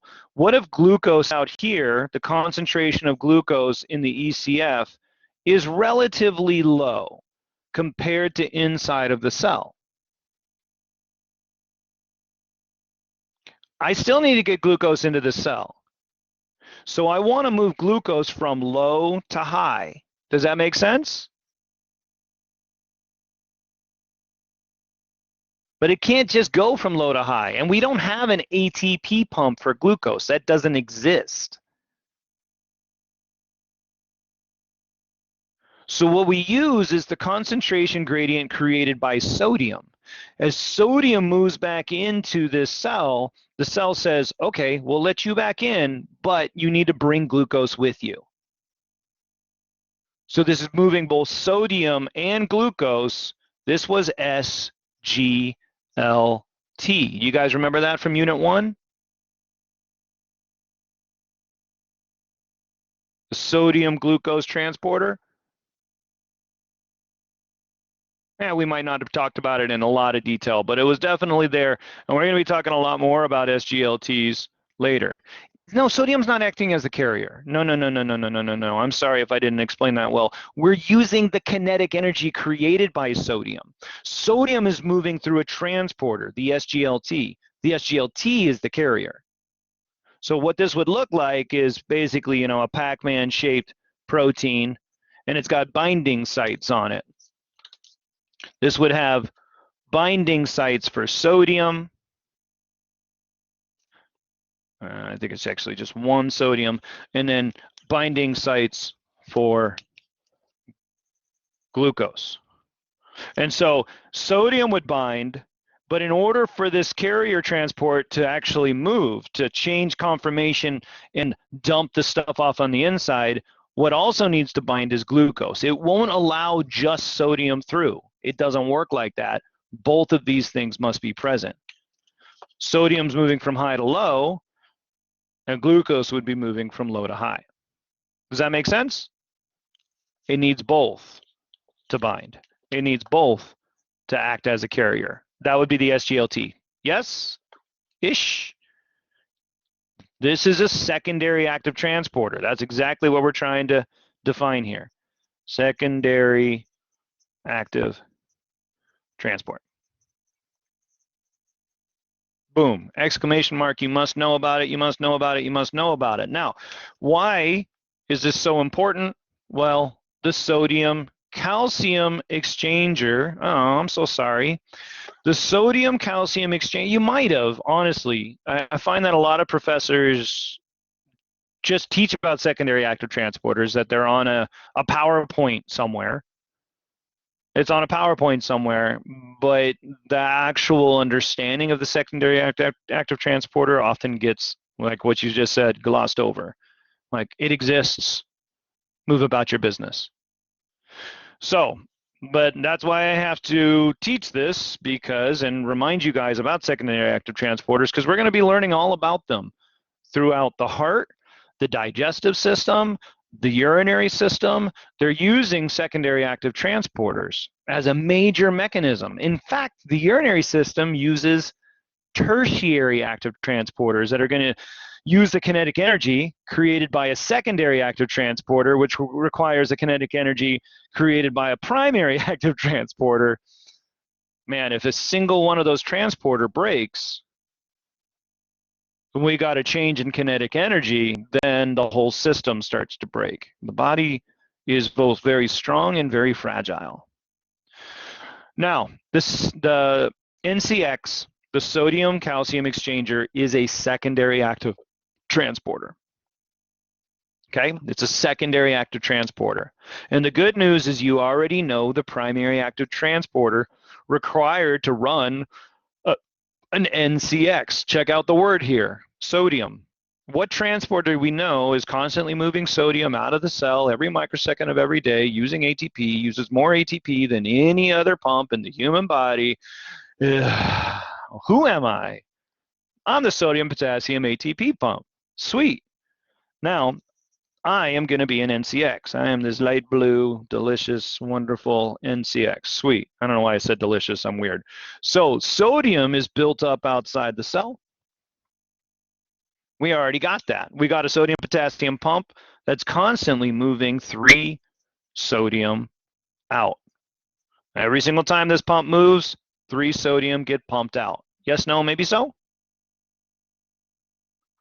Now, kinetic energy. This sodium wants to go back into the cell. It wants to. It's going to go from an area of high to low to do that job. Sweet. Now, the NCX says, oh, well, we got some calcium here, and we need to get the calcium out of that myocardial tissue. We need to get it out. We don't want it. We're done with it. We're relaxing. So what direction is the calcium going to go? It's going to go from the ICF back out to the ECF. So here we got calcium inside the cell. Well, as the NCX works, sodium goes from high to low, and calcium gets to go from low to high. So 3 sodium get to be transported in exchange for 1 calcium. And that's how the NCX functions. Let's go back here. Don't worry if you missed drawing out on all that, because we're doing it again here. So does everybody have this huge diagram kind of started on their own? We got NCX up here. What do we know about the NCX? Is it's exchanging sodium for calcium, and it's exchanging 3 sodium for calcium. Don't we have something moving 3 sodium all the time over here? So these 3 sodium are going to go from high to low. Well, boom. We got 3 sodium going back into the cell. The sodium potassium ATP pump just moves those 3 sodium right back out again. We got this beautiful little cycle that's going to run the NCX. At the same time that sodium, well, really technically they're happening at opposite times, but whatever. Sodium enters the cell. It's going to be exchanged for calcium. And we've been drawing in calcium with this light blue, so I'll kind of keep that consistent. Now it's going to move calcium out. Does that make sense? 1 calcium out. So it's a secondary active transporter because it uses the kinetic energy created by the sodium-potassium pump. It uses the kinetic energy of sodium to go from high to low, and it could use that energy, hijack that energy to move calcium from low to high. So that's the last part of this formula down here, this flow chart. As calcium pumps are moving calcium into the SR and the ECF, what else is working this whole time? No, it's going all the time, Heather, just like calcium pumps are going all the time. Every microsecond, these guys are working. But during systole, more calcium's entering the cell than the cell can move out. It's only when the action potential stops that those NCX and the calcium pumps, they can catch up and beat the rate that calcium's entering the cell. So yeah, great question. Right, so what else is going on? Calcium pumps are moving calcium into the SR and ECF, and at the same time, we should be thinking about NCX. And you're going to want to write a completely separate flow chart for NCX, but the lab today will help walk you through that. Okay, NCX is also active, and the NCX is also working to remove calcium from the ICF.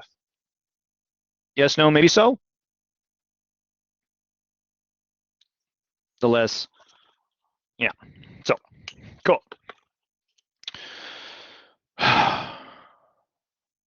Let's take a break, because it is 34 after. I love your guys' patience with me.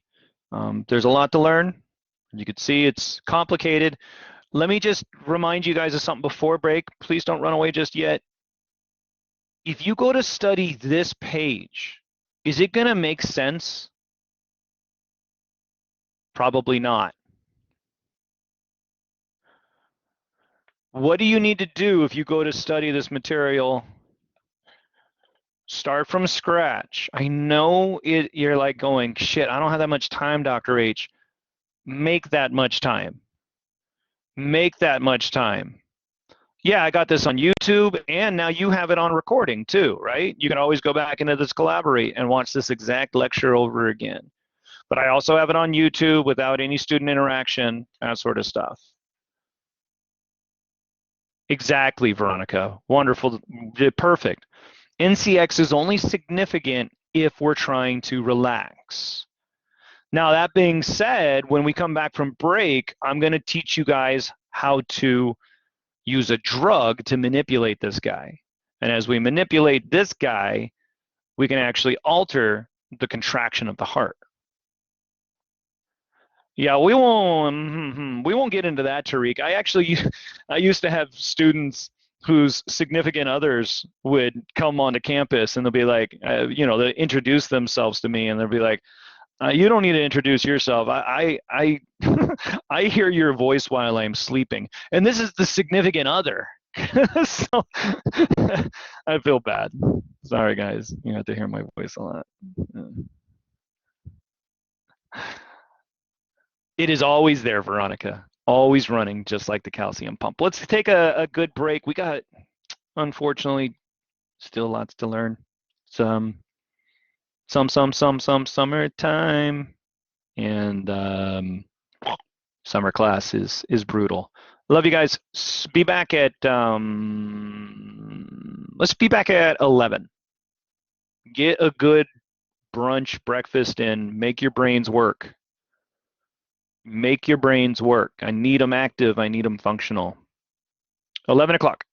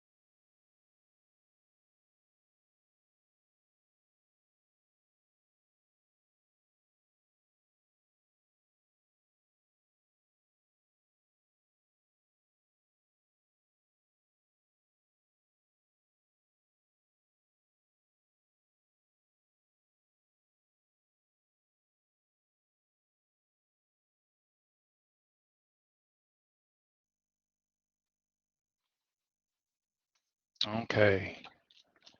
Hello, welcome back.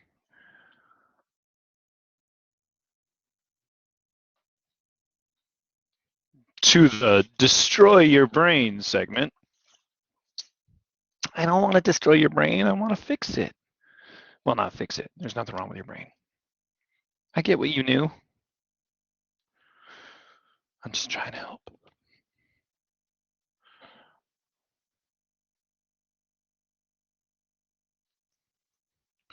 Hopefully get a few more people logging back in here.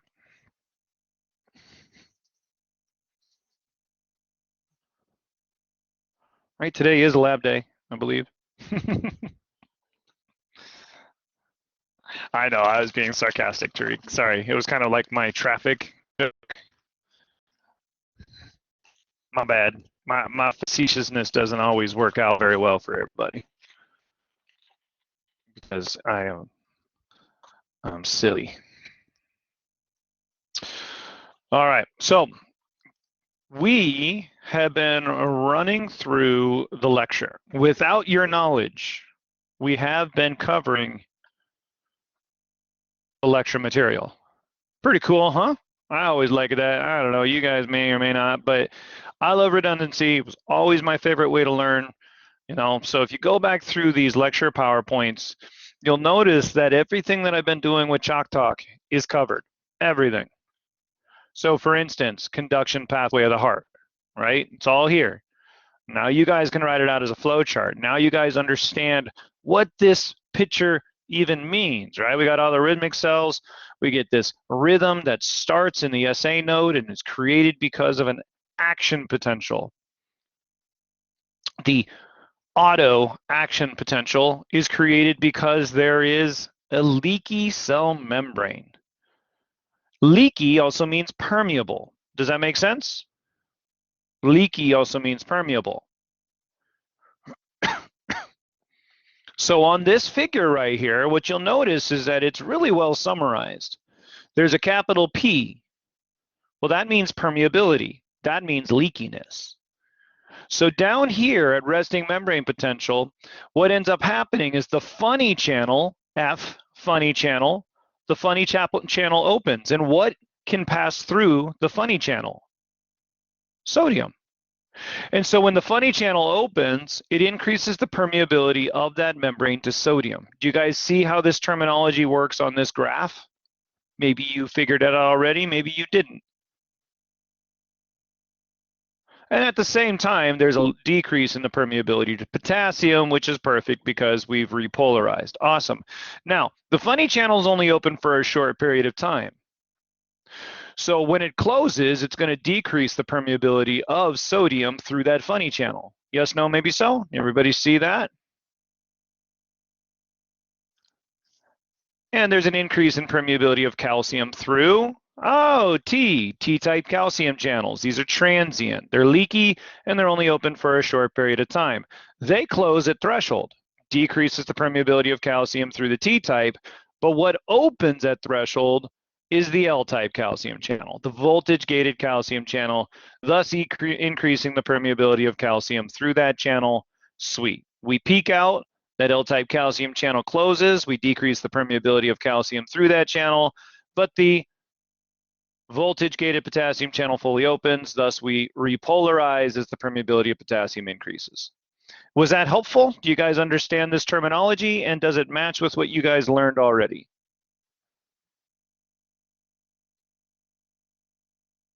I hope so. This is called the pacemaker potential, everything under the curve, and then we get this self-induced action potential, auto, auto, auto. Sodium, calcium, calcium, potassium. Sodium, calcium, calcium, potassium. Do we change the action potential, or are all action potentials exactly the same?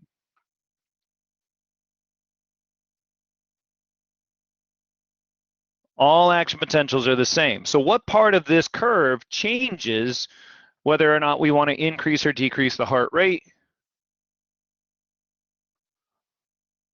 Pacemaker potential. And what we do is we change the rate of depolarization, faster, slower. We're going to come back to that here real soon. Now, cool. We got electricity shooting through the heart. And as it passes through this conduction system, it will come into contact with myocardial cells. When it reaches the myocardial cell, we will have a huge leap in the membrane potential because this is current coming from the autorhythmic cells. At negative 70 millivolts, some voltage-gated sodium channels will open, and then they're going to end up closing. Therefore, the permeability of sodium through those channels decreases. But what's going to open up? A very fast, transient, open-close, transient, voltage-gated potassium channel. So potassium rushes out really quickly, but that thing closes, and therefore the permeability of potassium here is low compared to here. But the L-type calcium channel opens, therefore the permeability to calcium starts to increase, and calcium enters at the same time that potassium is leaking out. Calcium is coming in slowly, potassium's leaving slowly, creating this plateau phase. Two functions at the plateau phase: increase the refractory period so that we do not get tetanus of the heart. I'll explain that better in the next slide. And two, calcium's entering the cell. We just learned all about the ECC, excitation, contraction, coupling. So if calcium enters the cell, it increases the force of contraction. So during the plateau phase, contraction is occurring. Yes? No? Eventually, that L-type calcium channel will close because the action potential from the autorhythmic cell stops. And when the L-type calcium channel closes, the only thing left over is that long, normal, ordinary voltage-gated potassium channel. Therefore, potassium leaves, and we are going to dive back down to resting membrane potential. Now, that plateau period is important because I love this idea. As calcium starts to enter the cell, that's when the muscle gets to start to contract. So right here, when the plateau phase starts, that's when calcium just starts to enter the cell. But calcium has to build up over time. It's not magic. It doesn't go from 0 to infinity. So we don't immediately get a muscle contraction. It's a ramp up of calcium. Therefore, there's a ramp up of muscle contraction. Does that make sense?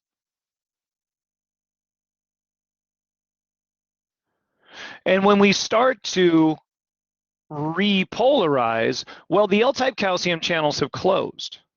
But what did I teach you earlier? Is it immediate? Moving calcium out of the cell, is it immediate? Or are there a lot of transporters that have to do a job? Yeah? It's not immediate. So we, even though the L-type calcium channels close, the ryanodine receptors are still open for just a little bit longer until the pumps can catch up to everything. And when the pumps catch up and they move more calcium out of the ICF, then can activate the RYR, now, boom, the calcium's getting moved out of the cell, and it's a slow process. And the muscle relaxes as calcium gets moved out. It's not immediate. Here's what's so cool about this. Do you guys see how the entire action potential is complete? From depolarization, plateau, and repolarization, it's all complete. And the muscle relaxes after it's done. The entire action potential must be completed, and then that muscle is relaxed. So there's never an overlap, because what do we know about a refractory period? During a refractory period, another action potential cannot occur.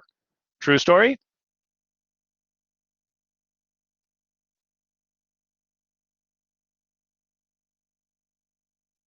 Even if we increase the action potential rate to cardiac muscle, due to this plateau phase, it's never going to summate.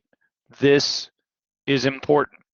Anybody ever exercise in the machine, like, I don't know, whether you have a watch on or whether you're running on a treadmill that can monitor your heart rate, or a bike, and you reach 180 beats per minute and the machine freaks out on you?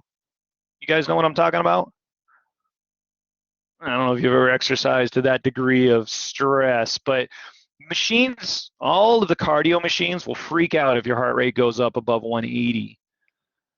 180 beats per minute. And that's because if you start getting too high over 180 beats per minute, yeah, yeah, exactly. 170, 160, that's pretty extreme sports right there. 180 is like stupidly extreme sports. 190 is where you might be pushing your body too far. Okay, your body doesn't like 190. It's starting to get to a degree where your heart is going faster than it can relax. So your cardiac output starts to drop once you make it to that level. Anyways, I'm not going to test you on that. If you want to know more about that, let me know.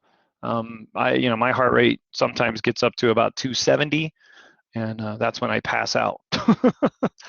All right, cool. Yeah. I rode crew back in college, and yeah, it was, yep, it was bad. Here's the ECC. Now, here's what we drew. So everybody just follow along here. We saw that there was a depolarizing current. So an action potential is coming from the autorhythmic cell, and it passes through the gap junction and then spreads out along that cell membrane, the myocardial cell membrane. And what was unique about the myocardial cell membrane was the presence of L-type calcium channels. So now as the action potential hits the L-type calcium channels, boom, there's your activation energy, and the L-type calcium channel opens. Then calcium moves from the ECF into the ICF, at which time that calcium can bind to and activate RYR. True story? We got ryanodine receptors, which are not on this flow chart. You guys do need to know them. You must. And those ryanodine receptors are calcium-sensitive calcium channels. So when they open, calcium could move out of this big-ass bag of calcium into the ICF, at which time it binds to troponin, and tropomyosin does its thing, and myosin heads are able to bind to the actin. You did all the sliding filament stuff in AMP1, so I won't test you over that again. More calcium, the more troponin gets activated, therefore the greater the force of contraction. You guys all feel comfortable with that idea?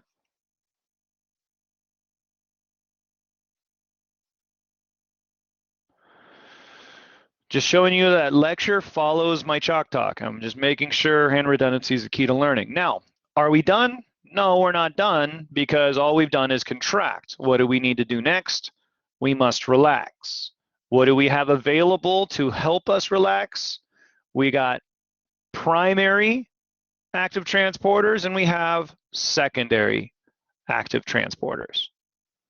The primary active transporters are the pumps, the calcium pumps. We're moving calcium, pumping back into the SR, and pumping calcium out to the ECF.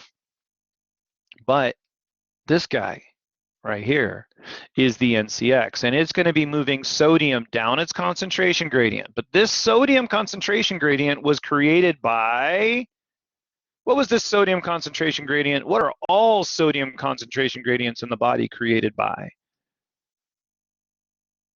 Pumps. Yeah, the sodium potassium ATP pump. And because of this gradient, we're now able to move calcium from an area of low to high, because calcium's higher outside the cell. We also have this in a flowchart form. I love this flowchart, but this is just excitation. This is only contraction. So if I'm asking you about excitation contraction coupling, the ECC, you go to here. But if I ask you to add an R, you must also think about the relaxation. Is that clear? So this is just ECC, this is just contraction, but relaxation, just as if not more important. And this walks through the same steps. Action potential, T-tube, activating L-type calcium channels, activating calcium-sensitive calcium channels, more calcium rushes out of that SR, joining the calcium from the ECF. What's happening to the calcium concentration inside the cell? Increase, decrease, no change. What's happening to the calcium concentration inside of the cell? Increase, decrease, no change. Yeah, as calcium's rushing in from the ECF and from the SR, there's more calcium in the cytosol, so ICF concentration increases, and we know that increases the force of contraction. So it's all here in the lecture. It's all there in the lectures. Man, we got some good stuff to go through. Now, the intrinsic and extrinsic controls. This is what else you guys need in order to understand today's lab. You need to understand this heart physiology 3 intrinsic extrinsic controls. Now, you don't have to understand every tiny little aspect of it, but you are going to need to, and I'll be going through it a little bit more later, but you are going to need to understand the basics of this. Today's lab, if we were in a real lab setting, today's lab would have utilized frogs. And what I do is I sever the nervous system from the rest of those body organs. And then you guys get a frog whose heart is still beating. Why? Why would the heart still be beating even though the nervous system isn't functional?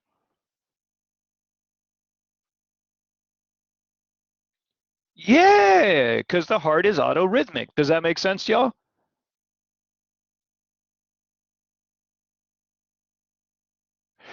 So the idea of the lab is you now take this heart that's still beating and you're applying normal isotonic solutions to it, keeping it alive, keeping it happy, keeping it healthy.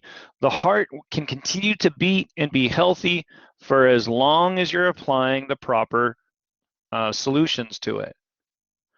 And then what you would have done with this lab is you would have started to place different types of chemicals onto the heart, like acetylcholine, like epinephrine, high potassium, hyperkalemia, high calcium, hypercalcemia, cold, hot, because frogs are cool, and then 2 drugs called digitoxin and atropine.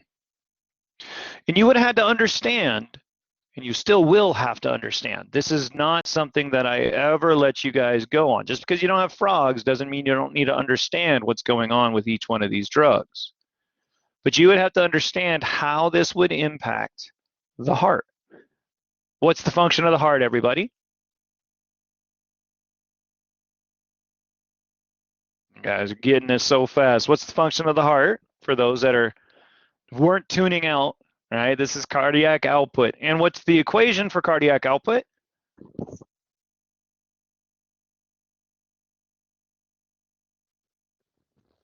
And so the way this lab would have worked is I would have asked you, how is acetylcholine impacting cardiac output? And you would have had to think about how acetylcholine acts on heart rate and how acetylcholine potentially acts on stroke volume. This digitoxin I'll teach you about in just a minute. Atropine I'll teach you about in just a minute. Epinephrine, right? How does epinephrine impact cardiac output? Well, how is it going to impact heart rate? And how is it going to impact stroke volume?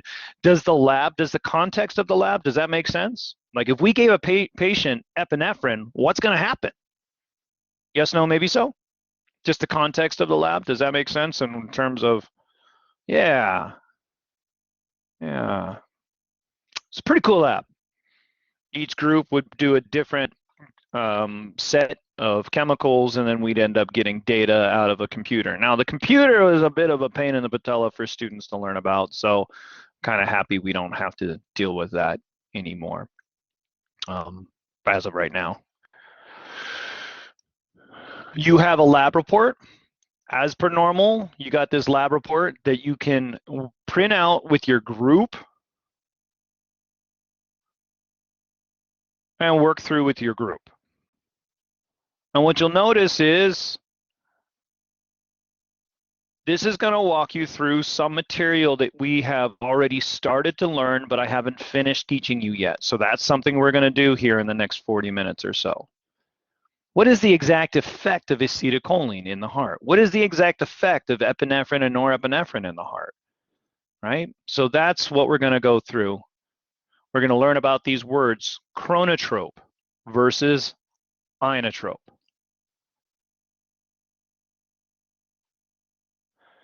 We're going to start to think about these action potentials again. Here is an autorhythmic action potential. So what do you notice about this? Pacemaker potential, action potential, pacemaker potential, action potential, over and over and over again. Yes? How would we go about increasing the speed of this heart rate? Are we going to reach threshold faster or slower? So are we going to increase the rate of depolarization or decrease the rate of depolarization? Yeah, great following. I hope everybody else that's not writing in chat is maybe saying it or thinking it. And that's exactly what this lab's about, right? How does the sympathetic nervous system affect this curve? What do you already know about sympathetic, fight or flight? Are we going to have a faster heart rate to get away from Mr. Axeman or a slower heart rate? You already know that, so that's pretty cool. So what do you know about the sympathetic nervous system and the rate of depolarization? Is the sympathetic nervous system going to increase the rate of depolarization or decrease the rate of depolarization? Love a little bit of logic and common sense. It really helps in physiology a lot. It helps in life. Now, the part students always forget about and have trouble with through the rest of the semester, which is why a couple weeks ago I asked you guys to review, it's the autonomic nervous system. Okay, so we're going to review the autonomic nervous system today as well. This is one you guys should be able to do no problem. Cardiac output equals, write it out in words, don't abbreviate, heart rate times stroke volume. Stroke volume has a specific thing. We're not going to learn about this until tomorrow. We don't have time to go into exactly what's going on with stroke volume. So we'll learn all about this formula tomorrow. And therefore, you'll be able to calculate these different things, end diastolic volume and systolic volume and ejection fraction. You'll deal with those tomorrow. Okay, so don't try to finish them today. This lab report isn't due until when? When will this lab report be due?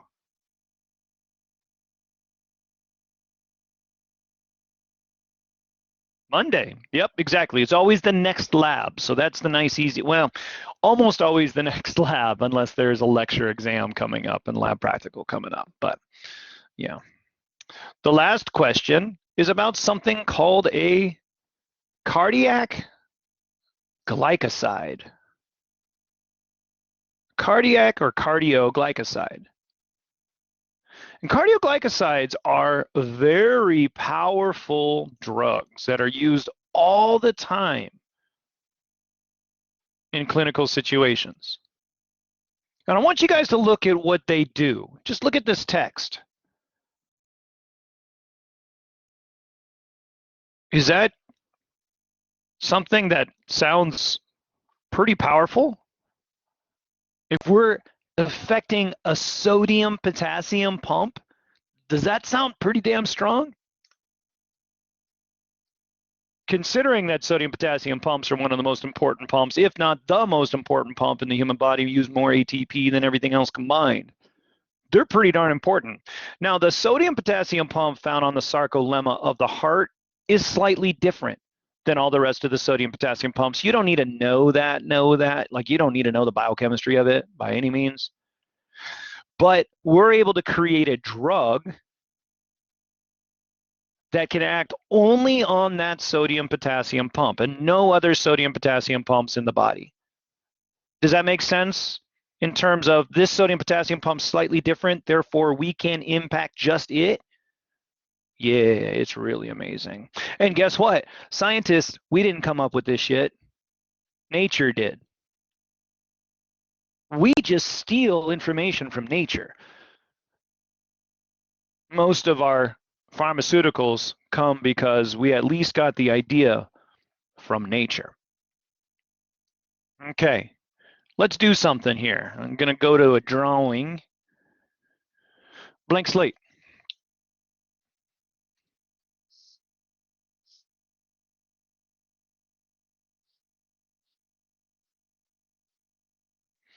Blank slate.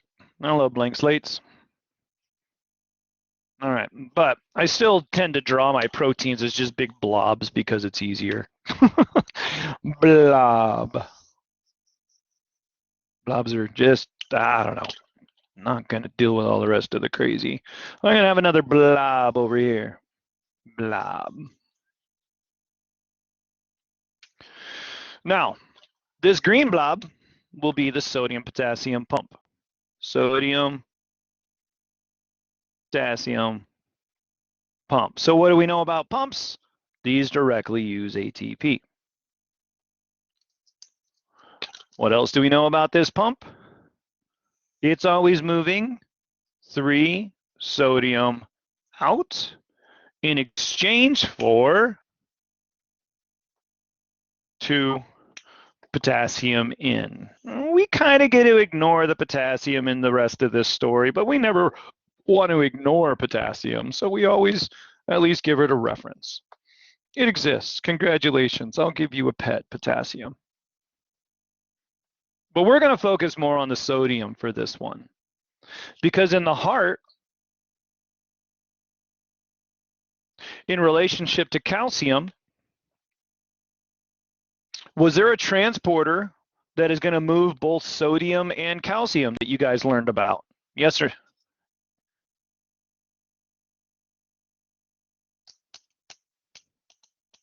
This is the NCX. So this one right here is your NCX.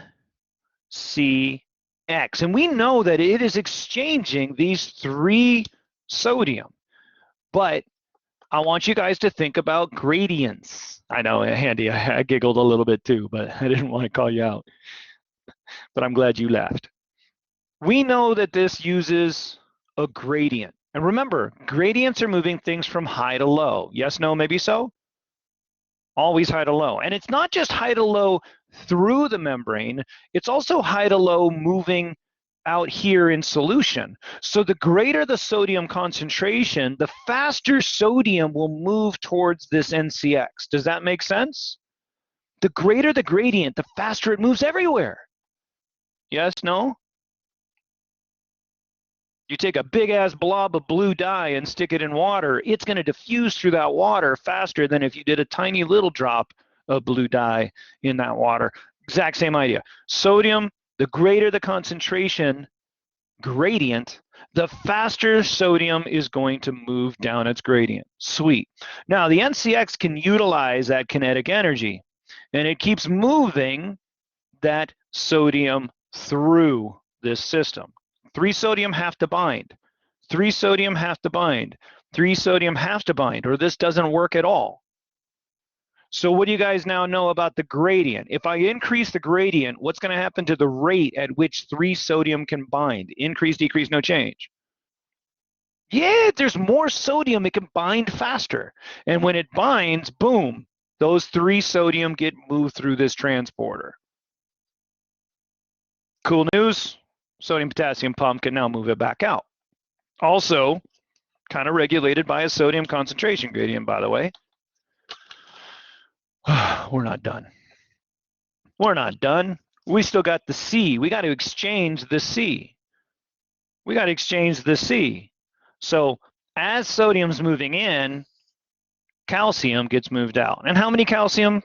Yeah, Tariq, you got it. And everybody else can throw this down too, just for memory's sake. Yes, I said memory. Right? 1 calcium gets moved out in exchange for those 3 sodium. Sweet. But the 3 sodium had to move through first. That creates a conformational change in the NCX. Then the calcium combined, and calcium now gets moved in. What must happen first? Before calcium can move out of the cell, 3 sodium must bind. Is that clear to everybody? I'm trying to make this as clear can be. I don't want anybody to have any questions about this. There should be no questions about cardioglycoside. So what a cardioglycoside is it's a sodium potassium pump blocker. Now it doesn't block it. It doesn't shut it completely off because then you'd be dead. Does that make sense? You got to have your sodium potassium pumps working or you'd be dead. Yes, no, maybe so? I mean, you'd be dead because then there'd be no sodium concentration gradient. There'd be no potassium concentration gradient. There'd be no membrane there'd be no membrane potential, and yeah, you'd be dead. So no good. No good. Yeah, no action potentials, no good. So when we give a patient a cardioglycoside, we have to give them the exact concentration for their body. And a lot of research was done by pharmaceutical companies to find the range of dosage.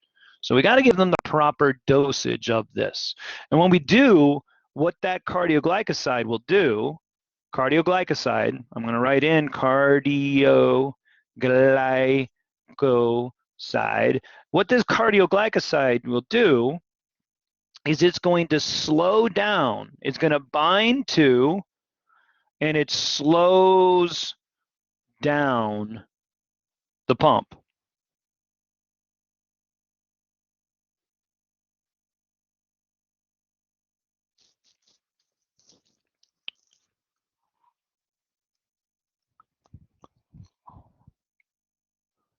Everybody got that written down? Anybody need more time? Yes, you do need more time. I think you probably answered. Okay, no more time. Cool. If you need more time, let me know. I'm just trying to get this moving because I like to move it. I make too many references to songs. I'm sorry. It's just part of my nature. I like to move it. You guys know what I'm talking about? You go to a basketball game, that song's always on the intercom. Okay. It slows down the pump. So if I slow down this pump, what's going to happen to the rate that sodium moves out? Increase, decrease, no change. If I slow down this pump, what's going to happen to the rate that sodium moves out? Yeah, sodium's moving out slower.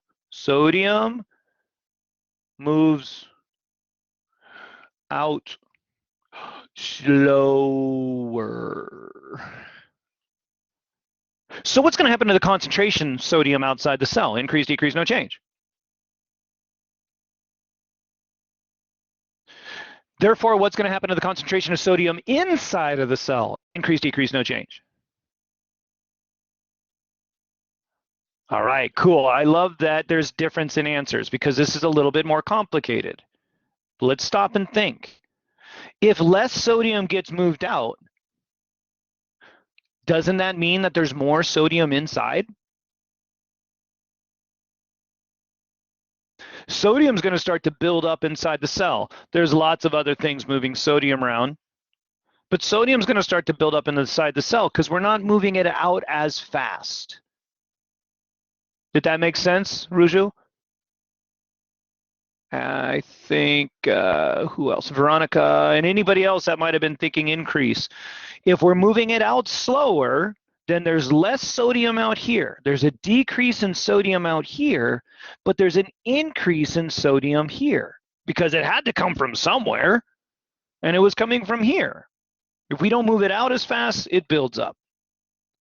So what just happened to the gradient? Increase, decrease, no change. If there's less sodium outside but more sodium inside, and the gradient is the difference between the two sides,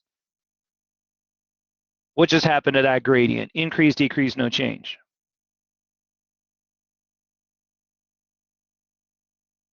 Great job. Exactly right. This is going to decrease the sodium gradient. And if I decrease the sodium gradient, what's going to happen to the rate that sodium can move? What's going to happen to its ability to just move around out here and diffuse and stuff? Yeah, it slows down. And therefore, if I decrease the sodium gradient, what's going to happen to the rate that it binds to and activates the NCX? Increase, decrease, no change. Sure, I am slowing this NCX down. I'm basically inhibiting, I with an arrow down, I'm inhibiting that NCX. as I decrease that sodium gradient. Make sense? Just slowing down its function. It's not blocking it, it's just slowing it down. NCX will still be working just at a slower rate. Can I get a woot woot?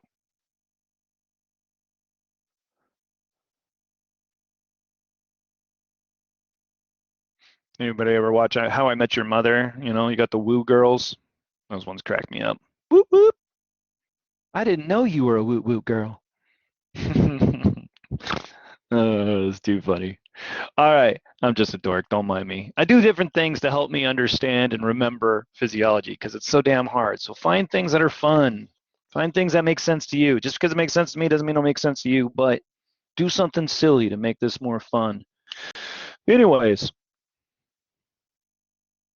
Yeah, man. What do we know about all secondary active transporters, Tariq?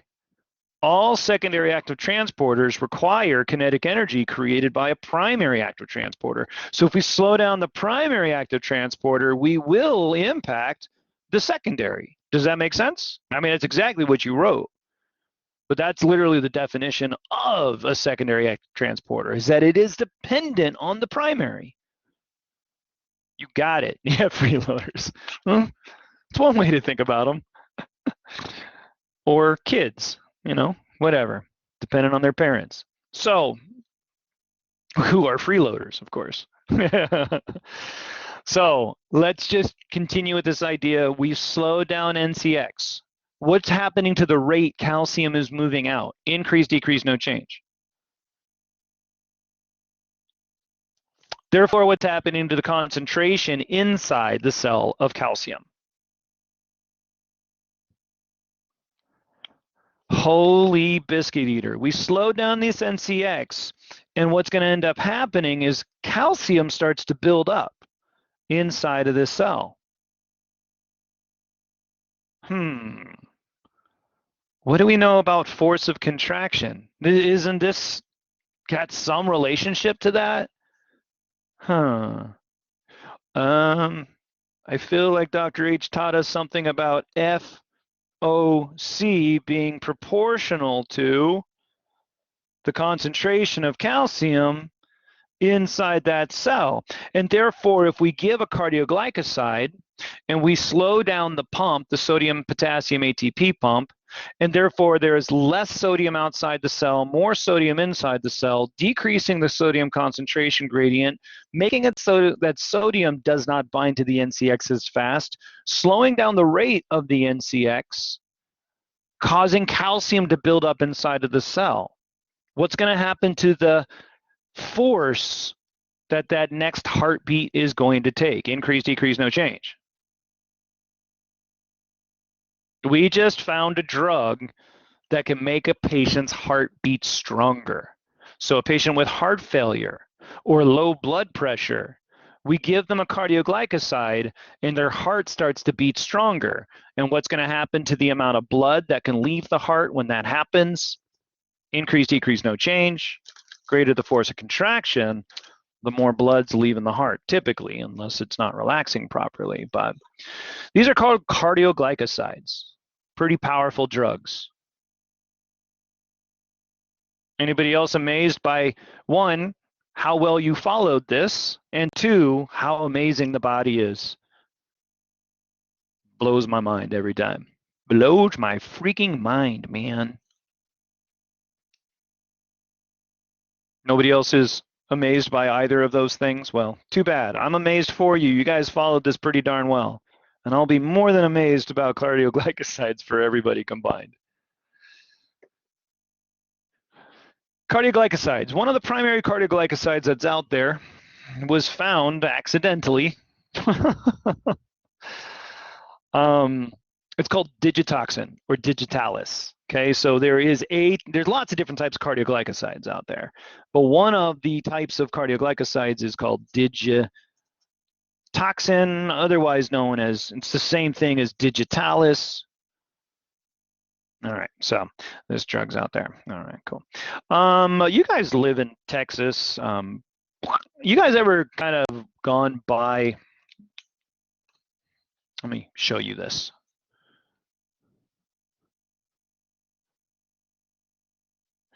You ever gone by a big cow pasture and you see these insanely large, oh, come on, fields of beautiful bell-shaped flowers? I don't know if you've ever noticed this or not, but the cows have eaten everything else, right? The cows literally have just grazed the rest of the pasture to nothing. But there's still these big, beautiful flowers, and you're like, what the WTF, right? Why are the cows not eating that? Well, cows are dumb. Anybody ever seen this or know what the hell I'm even talking about, or just be like, nod and smile? Dr. H is watching. I better just nod and smile. Yeah, anyways, it's pretty cool to see. You'll see these big fields of foxglove. They're beautiful. And I was curious for the longest time, because that's just how my brain works. I was curious why the cows weren't eating them, and deer won't eat them, and so forth, so on. Well, it turns out that foxglove have a protective mechanism evolutionarily that they've created to keep animals from eating them. They have an extremely high concentration of digitoxin. They produced a cardioglycoside. So if an animal eats them, the cardioglycoside is so strong that it blocks the sodium potassium pump to a level that kills whatever eats it. Cool. And the animals have learned not to eat it because they don't want to die. I love science and I love nature. Nature helps explain a lot of who we are and what we are. So that's why I love having this wildlife biology background, because I get to think about a lot of this stuff. It's called foxglove. You can look up digitalis or digitoxin, and as you're looking up foxglove and digitalis, digitoxin, purpurea, right? Yeah. So digitalis is actually the foxglove's Latin name, and the digitoxin is the chemical that the digitalis actually makes. So yeah, pretty cool. Here, uses, cardiac use, great. Digitalis is an example of drug derived from plant that was formerly used by herbalists, and yeah, it was actually before that it was used to kill people's husbands. I cooked you a nice meal. I didn't say that out loud. Yeah, Heather, it's just concentrated digitalis. It's concentrated digitoxin, so yeah, it's going to kill them. But let's get off that. That's just like literally a way for you guys to think about digitoxin or cardioglycosides, right? I like bringing real life, both the use of cardioglycosides to help a patient, but also the fact that most of these chemicals that help a patient, we have to find the exact right concentration. Because in nature, a lot of these agents that we're using in medicine, well, in nature, they're used as protection. They're not used to help things, they're used to kill things. And then we can figure out that mechanism of action, and we can utilize that mechanism of action to help our patients. Everybody a little bit more comfortable with digitoxin. You will have to walk through, right? Cardioglycosides do what to the sodium concentration gradient?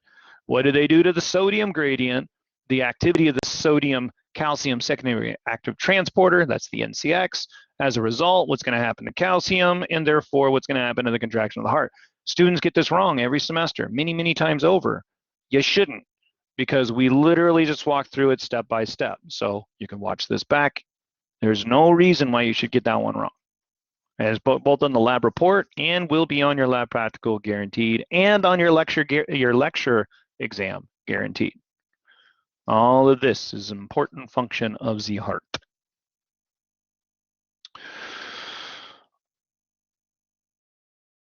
Get rid of this. We'll talk more about EKGs next week. Actually, I had a glitch. Everybody hear me okay right now?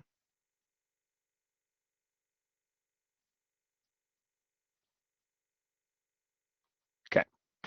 11:44, we got back to class at 11. Okay, we'll go a few more minutes before taking a break. Awesome. I'm going to come back to that. I'm going to come back to this. Now, what you guys need before break is a short review. I hope you guys did your review of autonomic nervous system at the beginning of the semester like I asked you to.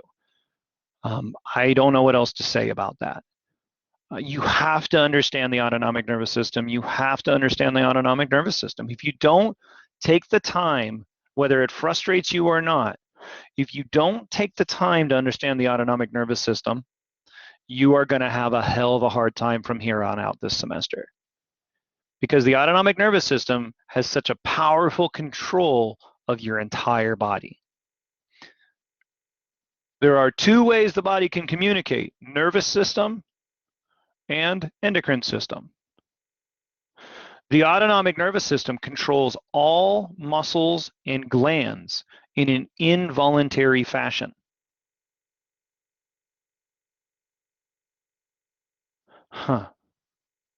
Everybody, make your heart beat faster. Just tell it to. How's it going for you? Make it beat stronger. How's that going? Didn't work, man. Come on. Now, can you do a series of breathing techniques to drop your heart rate? Meditation, of course. Can you start thinking about, I don't know, a polar bear charging you down in the middle of a snowstorm? Yeah, that might make your heart rate go up, depending on whether you've experienced it before in the past or not. I have not. Don't ask. Just saying, right? Can we kind of manipulate our heart? Yeah, but how are we doing that? We're doing it through an autonomic nervous system innervation. Everybody cool? All right. I'm not going to go back through all of it, but what I am going to remind you guys of with the autonomic nervous system is that there are two major subdivisions. Autonomic nervous system. I'm going to make sure to review everything you need to know, so just bear with me, and then if you don't understand it, you got to go back through this. There's one, the parasympathetic nervous system, PNS, and two, there's the sympathetic nervous system, the SNS. PNS is rest and digest, and it's really nice to just have this. Every single time you think of the parasympathetic nervous system, you should also go, yo, chill. Chill the blankety blank out, yo, right? Because that is an important idea. Because what's going to happen to the heart rate if you're chilling? Increase, decrease, no change. Versus the sympathetic nervous system, which is fight or flight. And of course, if you're running away from Mr. Axeman, you're going to want that heart to beat stronger and faster. So these autonomic nervous systems are very important for overall regulation through the entire body. And the way to think about them is you got your brain, right? You got your brain, and I'm just going to draw a real gross brain with a brain stem, and here's the cerebellum. Don't judge. I'm not a good artist. There's a pituitary gland. That's the most beautiful brain ever, right? Spinal cord down. Stop laughing at me. So rude.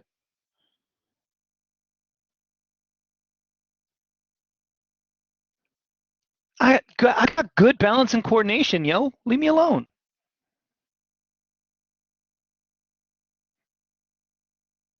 The way this works is that it all starts, of course, in the brain. The brain has these centers of control for the autonomic nervous system. One's found here, good old hypothalamus, and another one's, well, there's groupings of them found down in the medulla oblongata, right? This is going to be the origin of a lot of autonomic function.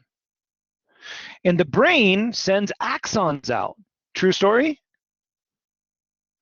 So we're going to have these axons that are going to travel down the spinal cord, have a synapse, and then they're going to leave the spinal cord. And this was the whole AMP1 stuff where, you could either have these axons leaving the medulla oblongata, like with the parasympathetic nervous system, or you can have them leaving way down here from the cauda equina of the spinal cord. That was parasympathetic nervous system.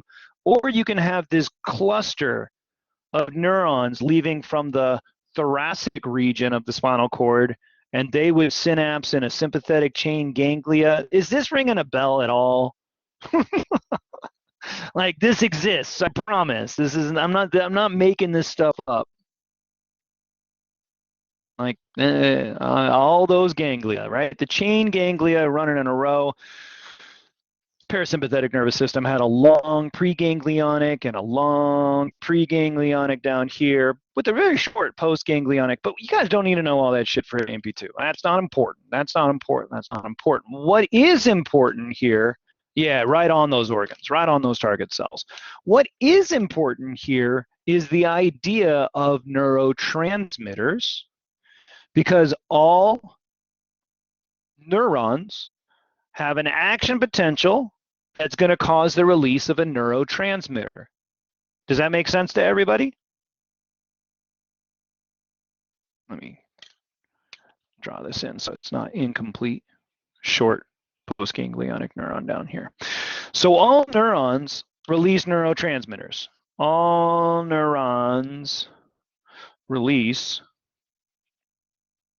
neurotransmitters.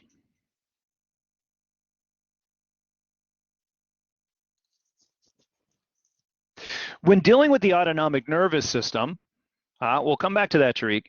When dealing with the autonomic nervous system, the first synapse always releases the same neurotransmitter, whether it's the parasympathetic nervous system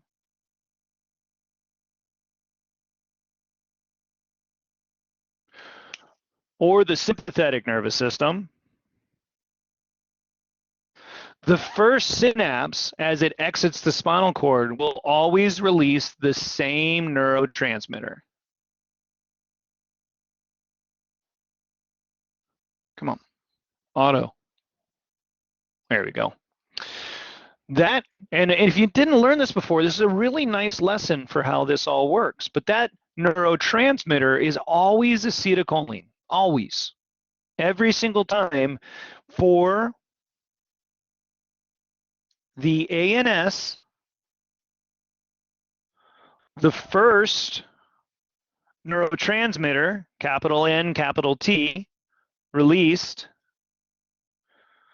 from the preganglionic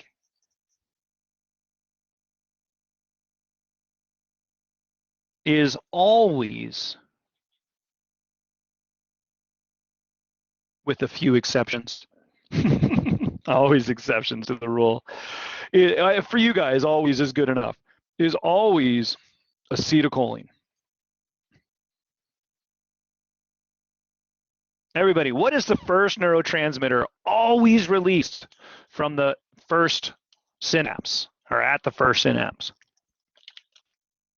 Capital A, capital C, lowercase h.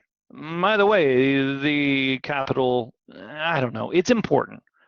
I don't know how, because there are other chemicals in the body that are like capital A, lowercase c, lowercase h. What a pain in the patella, huh? But whatever. You guys are only learning about ACH as acetylcholine, so that works for me. Of course. There's always more to learn.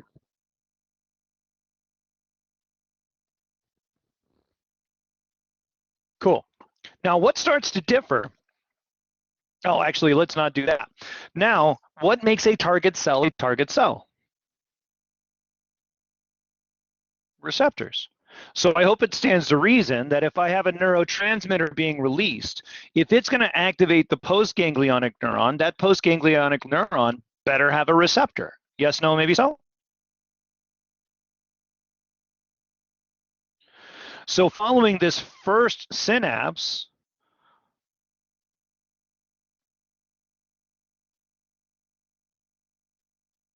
where acetylcholine was just released,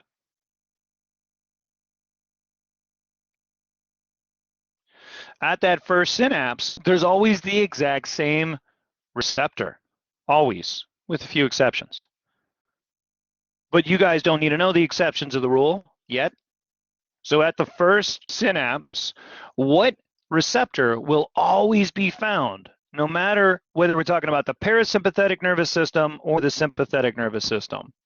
Not just acetylcholine receptors, y'all. This is where we got to start becoming more specific. And if you didn't learn this in AMP1, okay, I suppose. It's part of my review material for the autonomic nervous system, and you will learn it again today. The receptor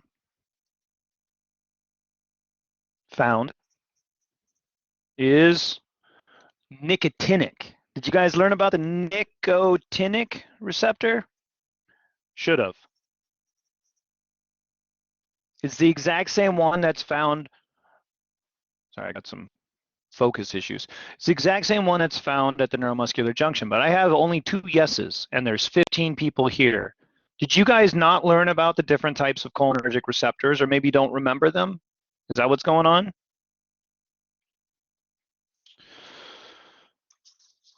Awesome. Thanks for your honesty, Jen.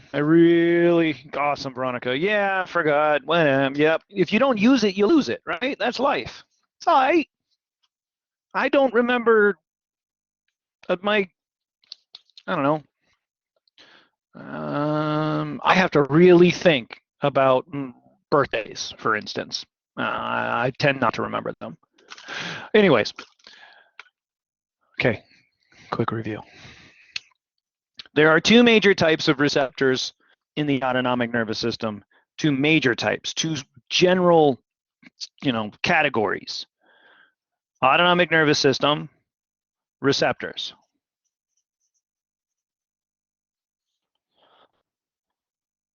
2. 1 is called cholinergic.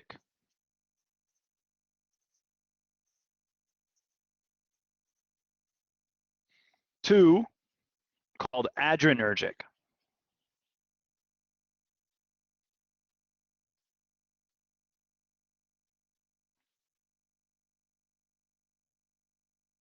Now you're starting to remember. Awesome. That's key words. I love those. They really can shape a mind.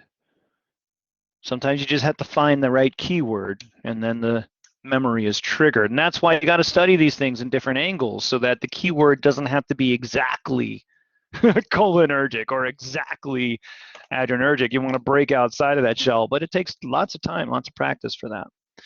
Cholinergic receptors. There's 2 major types of cholinergic receptors y'all need to know about. Okay, the first one is nicotinic. Nicotinic receptors, they bind acetylcholine. That's part of this word, cholinergic. Do you see how acetylcholine, choline's right there, cholinergic receptors, what all cholinergic receptors have in common, these all bind acetylcholine. Does that make sense? No matter what the cholinergic receptor is, they will all bind acetylcholine. End of story. So what do you know nicotinic receptors will bind?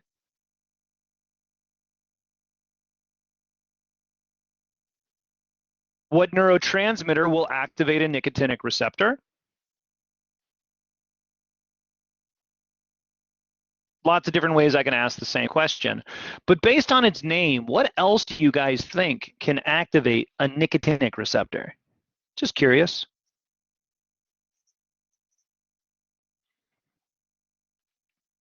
Nicotine. Nicotine. We probably all know about nicotine.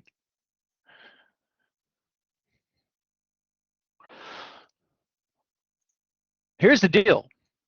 Nicotine is a naturally occurring substance found in tobacco and other plant materials, not just the tobacco plant, but the plant has found a way to have a toxic effect. So if animals directly eat, a lot of animals, bugs especially, nicotine can kill a bug. So as a pesticide goes, that's a great pesticide. So these nicotine plants has started to develop something that is actually pretty darn related to acetylcholine. So nicotine has a structure that acetylcholine receptors can recognize and it binds to. It's pretty cool. Again, nature. That's why mosquitoes stay awake. Well, kind of. The smoke is also pretty damn toxic, and mosquitoes aren't as stupid as humans are. Humans are much dumber. Sorry if you smoke. I don't mean it like that. I'm just, yeah, kind of mean it. Smoke's so bad, dude. It's so bad for your lungs. So bad. And it's not the nicotine I'm talking about, it's the actual chemicals in the tar that they're using for treatment. It's so bad.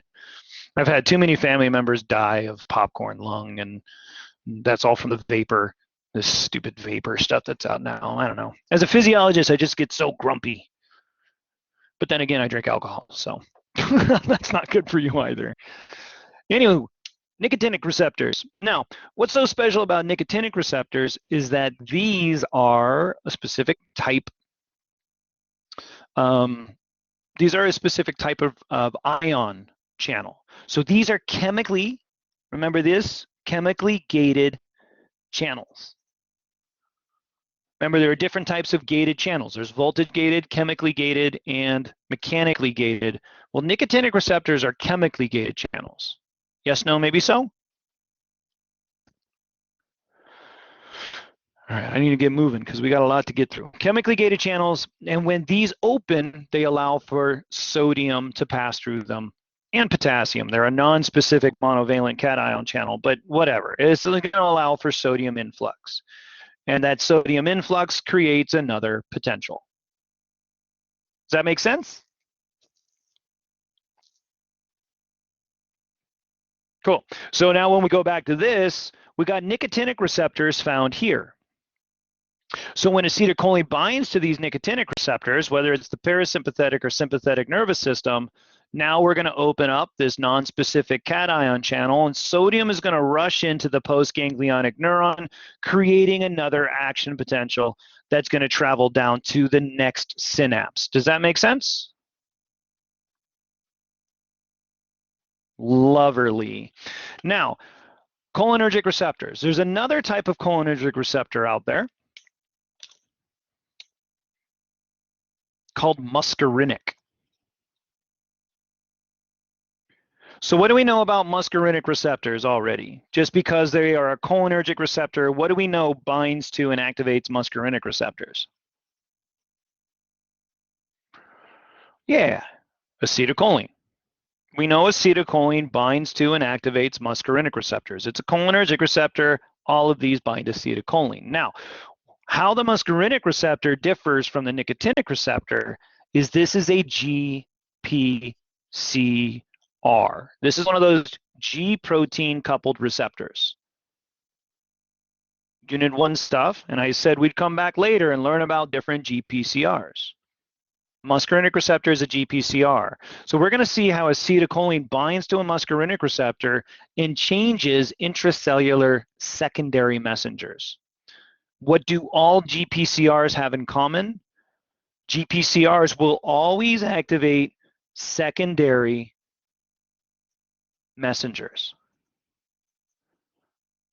What do all chemically gated channels have in common? They're going to allow for the influx of an ion.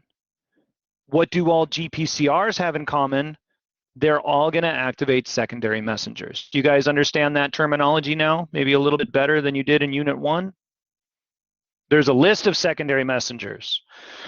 From cyclic GMP to cyclic AMP to calcium to diacylglycerol and PIP. So those were, part of the list that I asked you guys to learn about.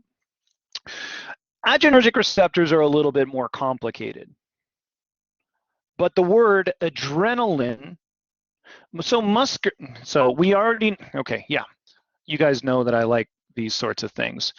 So we know that muscarinic receptors bind acetylcholine, but scientists didn't find this because it binds acetylcholine. Scientists found this because they had a toxin that was killing people. And so they had to figure out why it was killing people. And this toxin is called muscarine, right? So muscarine is a toxin produced by a fungus, by a mushroom. It's a really horrible alkaloid, massive toxicity, super poisonous. Mario, exactly. Right? So this is where muscarine comes from. Don't eat red mushrooms. That's all I got to say about that. This will kill you dead, dead, dead. Just overactivates the entire parasympathetic nervous system everything basically just shuts down because you're in severe rest and digest, and yeah, heart stops. So no bueno. So the world around us is using our physiology against us. Welcome to life. Biology is both beautiful and cruel. All right, so good question. I hope I answered it for you. You're welcome. Adrenergic receptors, the word adrenaline is in here. Yes, no, maybe so? So what we know about all adrenergic receptors is all of these bind norepinephrine and epinephrine because that's adrenaline. Adrenaline is norepinephrine and epinephrine. Adrenergic receptors bind norepinephrine and epinephrine, but there are different types of adrenergic receptors. Of course there are, because why make this easy?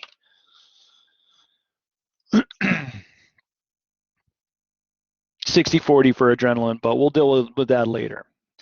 Now, the major types of adrenergic receptors are alpha adrenergics,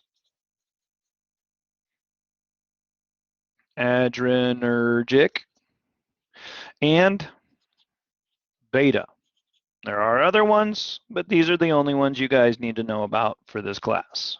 There are deltas, adrenergic, and there are gammas, but those are very rare, and scientists are still learning more about those. But alpha and beta have been kind of out there for a while. We've known about them for a while. There's a lot of research on these two types of adrenergic receptors. Now, that being said, by the way, is this kind of ringing a bell for people that you guys learn about alpha and beta adrenergics? You must know this for this semester. You must. If you don't know this semester is going to suck. I mean, I'm talking severely. You're going to be so frustrated by the end of the semester. So you have to learn this material. Have to. And that's why I have all sorts of review material in the Unit 1 folder to learn this material, okay? You got to know it. Alpha. Now, we won't get there. Now, we don't want to judge other professors. A lot of them are doing everything they possibly can, and they're teaching what they can. I just teach different. It's all good. We're all different, and that's what makes the world tick. So alpha adrenergic receptors. We have different subtypes of alpha. We have different subtypes of beta, and the way we define them is with a numbering system. So alpha, there's alpha 1, there's alpha 2. And good news is we're going to stop there for y'all. There are more alphas, but alpha 1, alpha 2 works just fine for what you guys need to know. In fact, alpha 1s, you guys can really just study these alpha 1s. I'm not going to barely touch alpha 2s, although we will talk a little bit about alpha 2s because they are important for insulin, but we won't be dealing with alpha 2s even remotely as much as alpha 1s. Betas. Beta 1, you could probably starting to see the similarities here. Beta 2 and beta 3, and we'll stop there. Are there more? Of course there are. Alpha beta, A's and B's, right? So that's kind of helpful. Oh yeah, beta blockers. Oh, alpha beta. Revenge of the Nerds, is that right, Melissa? Yeah, I haven't seen that movie in years.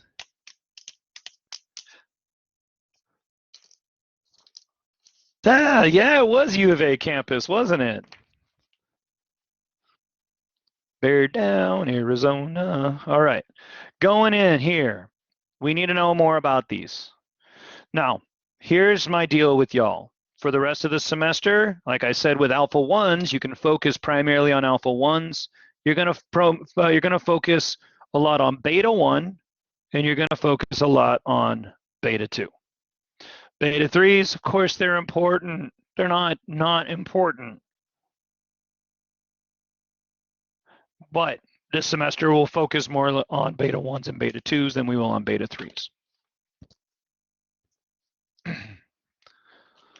Every semester I end up just doing this review. I should just do this review no matter what, rather than say, watch my narrated PowerPoints.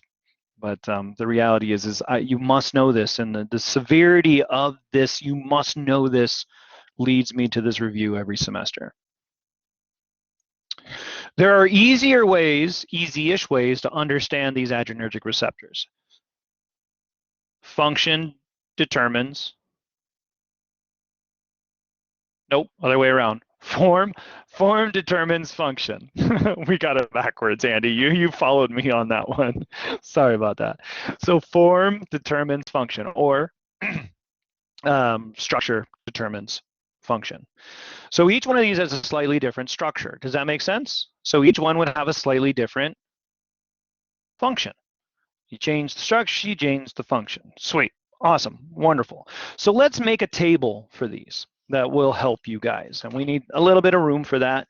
So we're gonna write in alpha 1, and for shits and giggles, we're gonna write in alpha 2, and we're gonna write in beta 1, beta 2, and beta 3.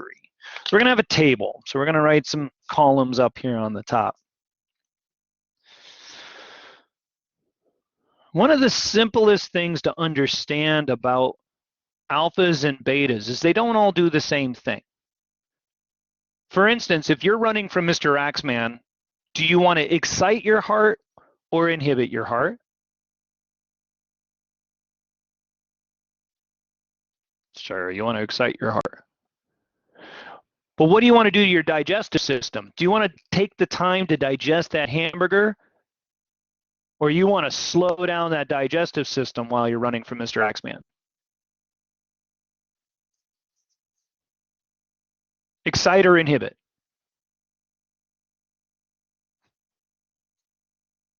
Yeah. So does it stand to reason when you have a sympathetic response, the only neurotransmitters being released ultimately is norepinephrine and epinephrine. And so somehow one neurotransmitter, in essence, norepinephrine and epinephrine, we kind of clustered them together as one neurotransmitter.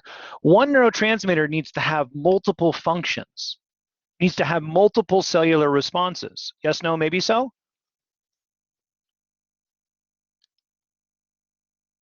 The way the body corrects for this are different subtypes of adrenergic receptors, where some of these subtypes will be excitatory and some of these subtypes will be inhibitory.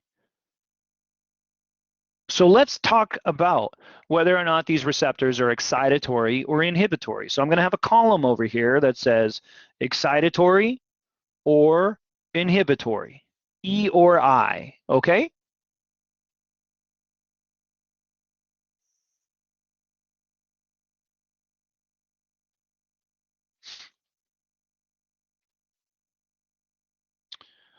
We're also going to have a column over here that says, where are they found?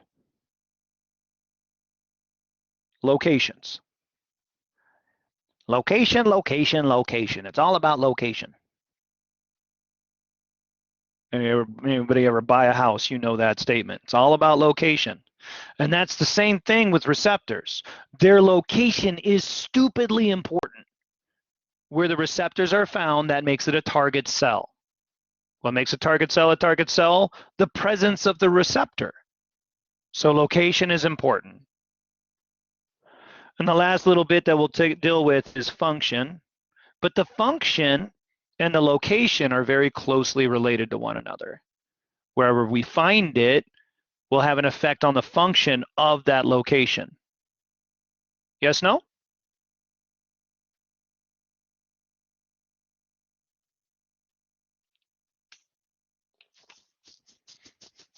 All right. So the first thing I'm going to do, and whether you learned about all these adrenergic receptors or not, I pretty much guarantee you didn't learn it this way because I'm weird. I'm not that smart. So I have to do things in a different way to organize it. And therefore I teach that way. And I think it breaks things down into, easier bite-sized pieces for most of humanity. And so I started looking at these different numbering systems here. And I go, why the hell did scientists number these the way they numbered them? And it turns out that there was a reason. As I started doing some research, It turns out there's a reason. They were either numbered 1 or 2, primarily based on whether they were excitatory or inhibitory. For instance, all alpha 1s are excitatory.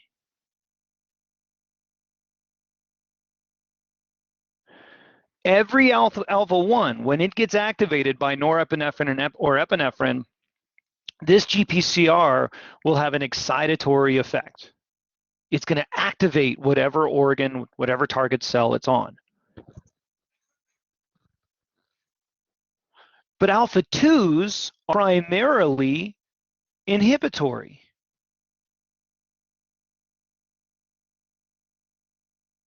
For instance, when you're running from Mr. Axeman, do you want to be storing glucose away, or do we want to release glucose?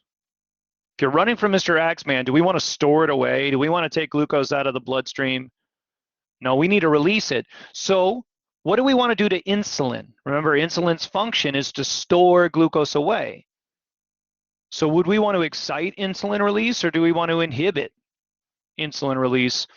And these alpha 2s are found on the pancreas. And so when you're running away from Mr. Axeman, it's going to inhibit insulin release because location. So now you might be starting to see this. 1 is primarily excitatory. Actually, 1 is always excitatory. 2, primarily inhibitory. So let's go back to beta 1. What do you kind of start to think about it already? If I have a beta 1, the numbers match up. Beta 1s are primarily excitatory, so now what do we know about beta 2s? Inhibitory. And 3s get a little bit unique because they're going to be both excitatory or inhibitory. They're primarily excitatory, but they have a small function inhibitory, so that's why they numbered them 3. Pretty cool, huh? The numbers help. They help you understand what the function of these things are.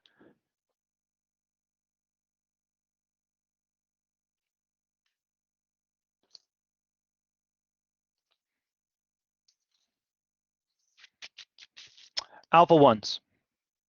Their location all over the body. And we got to remember that the autonomic nervous system is all about smooth muscle and cardiac muscle, right? Autonomic, involuntary, there are 3 types of muscles: skeletal, smooth, and cardiac. Skeletal is voluntary, smooth and cardiac are involuntary, and the autonomic nervous system runs your involuntary muscles. Does that make sense? You guys with me? Okay, cool. So alpha 1s are found on almost all smooth muscle of the body. Almost all. I'm literally going to write that. Almost all smooth muscle. So that includes your gastrointestinal tract and most of the blood vessels of your body. So GI, oh man, when we talk about most, these are by far the most abundant of all the adrenergic receptors. Almost all smooth muscles, but we're going to focus on a lot of blood vessels, most blood vessels, but then digestive system, for instance.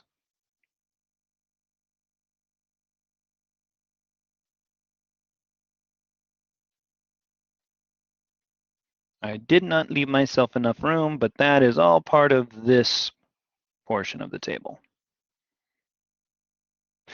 Let's think about this real quick. Excitation.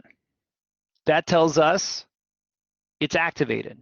And if I activate a muscle, what's going to happen to that muscle? Is it going to contract or is it going to relax? If I activate a muscle, yeah, it's going to contract. And what did we just say a couple minutes ago? If you're running from Mr. Axeman, do you want your digestive system working better, or do we want to slow it down and divert the energy away from the digestive system out to our muscles? Yeah.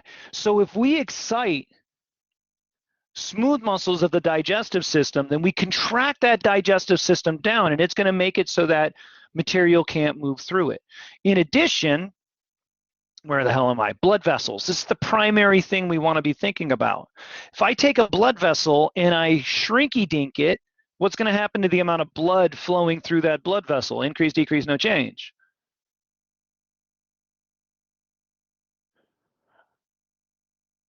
Good. Everybody else understand that? If I shrink a blood vessel down, less blood can flow through. So do I want more blood going through my digestive system or less blood going to my digestive system? Yeah, hold on, Heather, work with me. We're running away from Mr. Axeman. Do we want more blood going to our digestive system or less? Less. So this is perfect, right? We excite the blood vessels, the smooth muscle around the blood vessels, and it shrinky dinks down those blood vessels, and we get a decrease in blood flow to the digestive system. So function, primary function is vasoconstriction. We'll see some other functions of it through the semester, but right now we're dealing with cardiovascular system. So let's focus on that. Vaso, vasculature, so blood vessel, vasoconstriction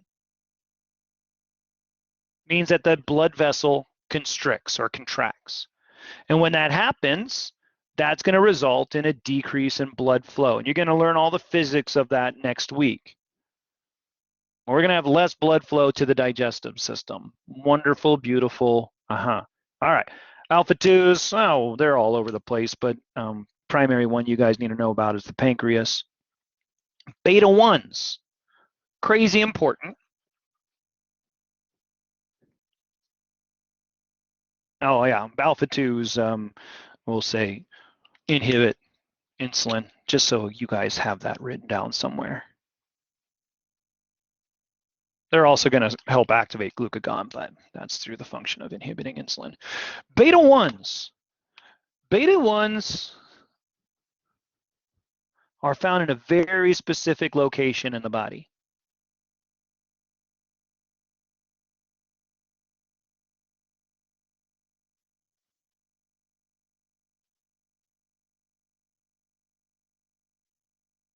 We find them on cardiomyocytes.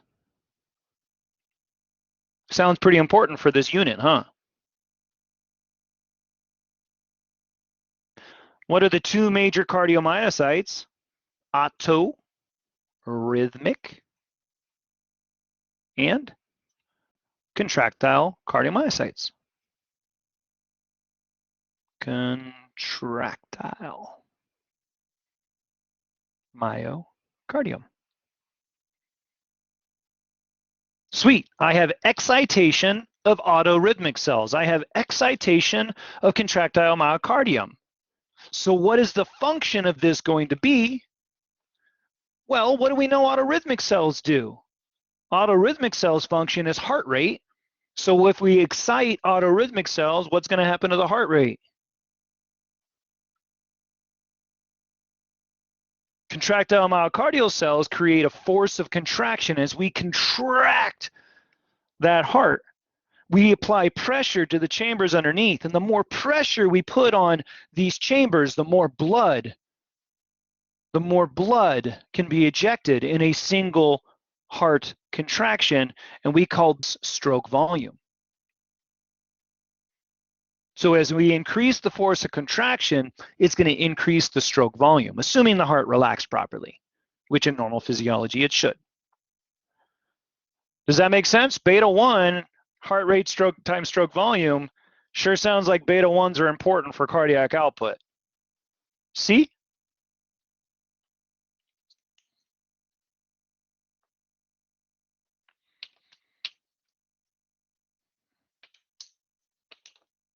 Beta 2s. Beta 2s are found in a couple of very specific spots. They're kind of found all over the body, but we're going to focus on a couple of very specific spots for beta 2 for now. We'll add some of their locations later in the semester, but we're going to focus on cardiophysiology. Location, we're going to be talking about more blood vessels. So this is going to be coronary blood vessels. Coronary blood vessels are the blood vessels on the surface of the heart. not the blood inside of the heart chambers, but the blood vessels on the surface of the heart, because the heart is still an organ. The heart still needs blood supply. It still needs oxygen, carbon dioxide, gas exchange. It needs nutrients and everything. And the coronary blood vessels are what provide that to the heart. Does that make sense?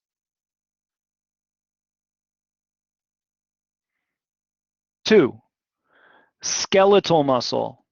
Skeletal blood. Skeletal blood vessels.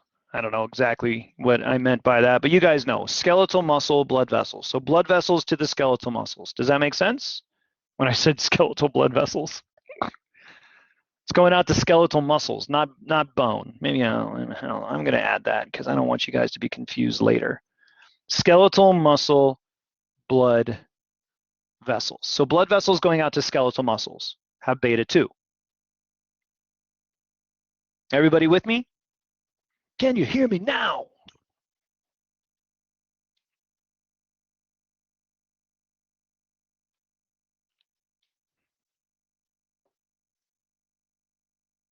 Why is this important? Beta 2s are inhibitory. So if we inhibit blood vessels, are they going to contract or are they going to relax?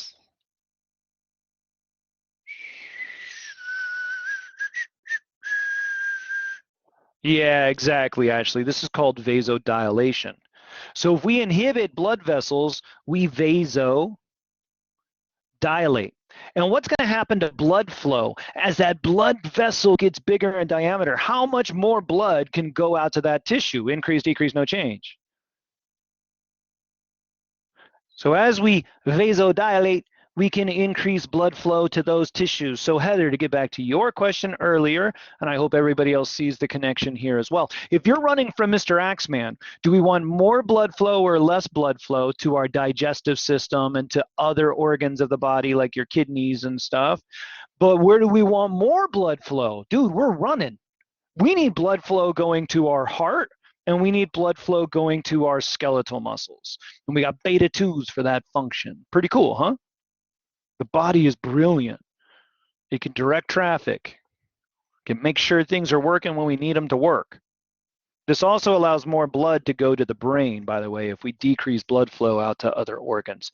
Heather, did that make sense? And anybody else?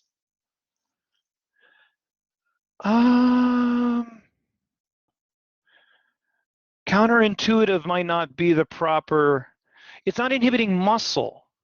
It's inhibiting blood vessels to smooth muscles. It's not inhibiting muscles. It's inhibiting the blood vessels. Very big difference. Is that clear that we're dealing with blood vessels, not skeletal muscle? Awesome. Did that help with the counterintuitiveness? We're taking a blood vessel and we are not contracting it. We're inhibiting so it gets bigger in diameter. It vasodilates. Yeah. Well, you'll write it down a few times and it'll make sense, I think. It's a beautiful, brilliant synergy of the body, though, to be able to communicate amongst many systems as we dump norepinephrine and epinephrine into the body. We need to make sure lots of crazy happens. Beta 3, we'll kind of focus, I don't know, I don't really want to talk about beta 3 because we're really not going to talk about it much this semester, but we'll focus on the excitatory properties of this. One of the locations for beta 3 is found on adipose tissue.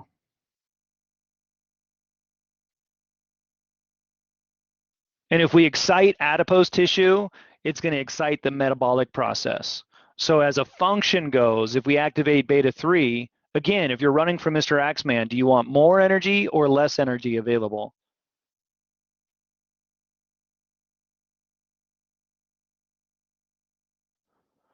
So what do we want to do to break, what do we want to do to adipose tissue? Break it down or build more adipose tissue? And this wouldn't be glycolysis because it's fat. This is going to be lipolysis. But yeah, great use of the words that I taught you. Make sense, everybody? We're going to have lipolysis here. We're going to increase lipolysis. And what are we going to be inhibiting on adipose tissue? We inhibit lipogenesis. Make sense?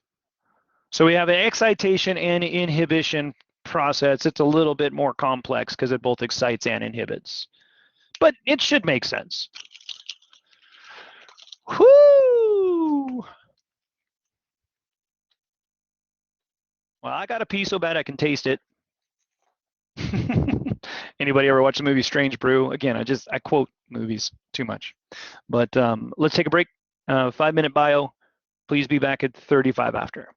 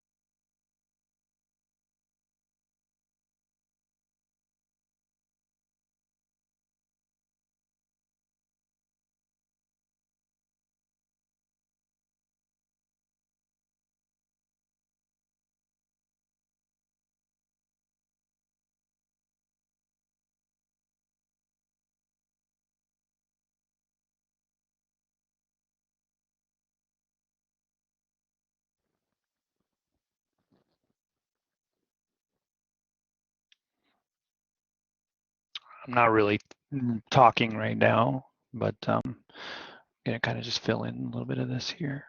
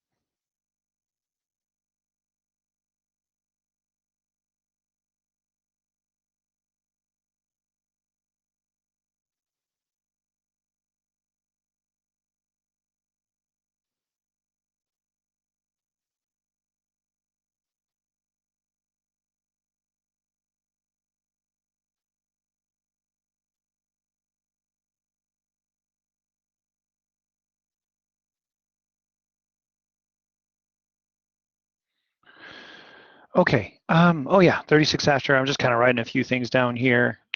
These muscarinic receptors are GPCRs. You kind of got that through that review. They will have an inhibitory function on the heart. But again, what makes a target cell a target cell? The presence of receptors. So we need to be able to look at where these receptors are found, because acetylcholine will only function where there are muscarinic receptors. Does that make sense? If there are no muscarinic receptors, acetylcholine can't have an effect. Yes, no, maybe so? I mean, it should be this clear understanding, but students get this wrong every semester on my exams. Every semester. The only place acetylcholine will have an effect on the heart are the locations where there are muscarinic receptors. So let's draw a heart. We'll draw the imposter. So much easier to draw. Still not very good at it. And let's do a color code.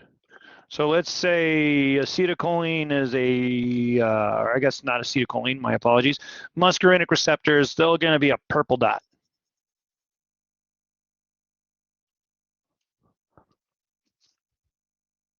And adrenergic receptors will be I don't know, real nice light pink, because I don't use this one very often. So that'll work.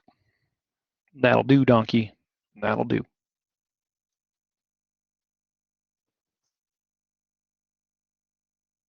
So muscarinic receptors, where do we find them? We don't find them on the entire heart.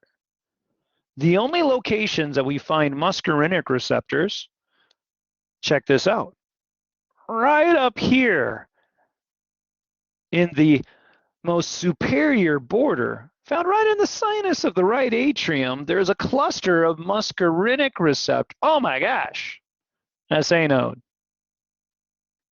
And then there's another cluster of muscarinic receptors right down here, right on the inferior border of the right atrium, right where the atria and the ventricle meets. Where am I at now? AV node. So where do we find muscarinic receptors on the heart? They're found SA and AV nodes. And what do we know about the SA and AV nodes is they are autorhythmic cells.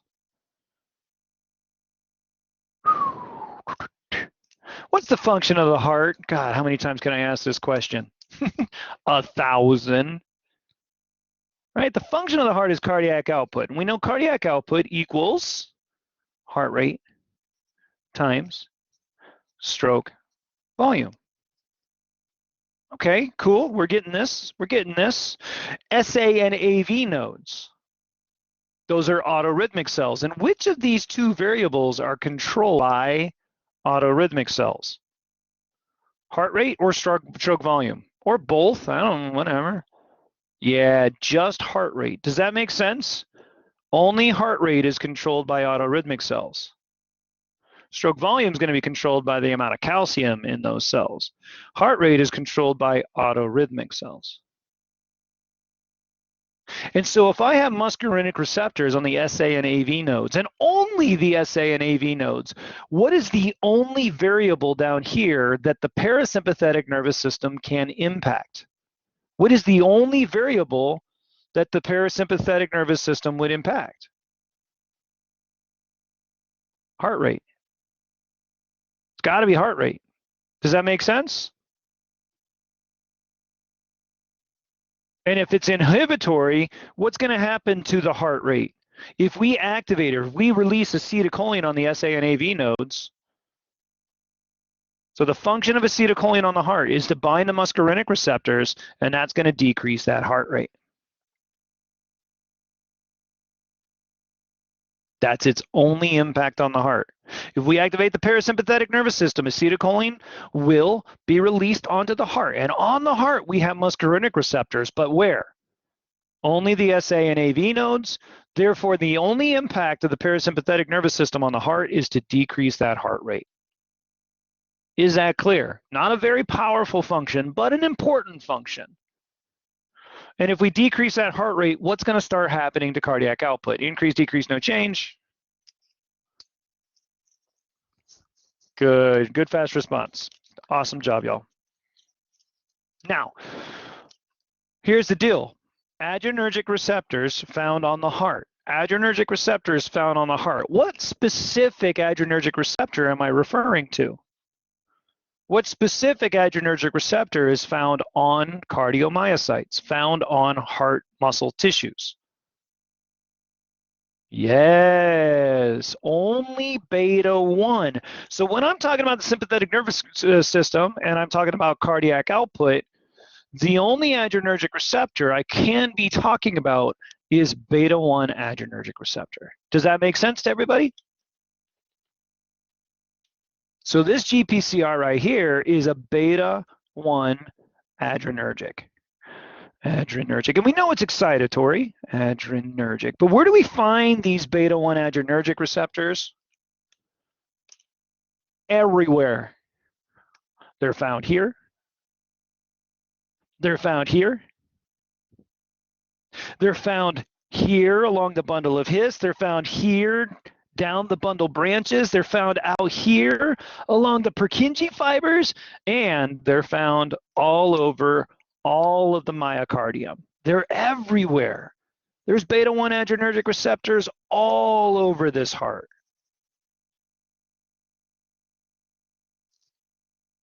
So if we were to write that in here, and we wanted to talk about the two types of cells of the heart, I hope it stands to reason that beta 1 adrenergic receptors are found on both the autorhythmic cells and the contractile myocardial cells. Yes, no, maybe so?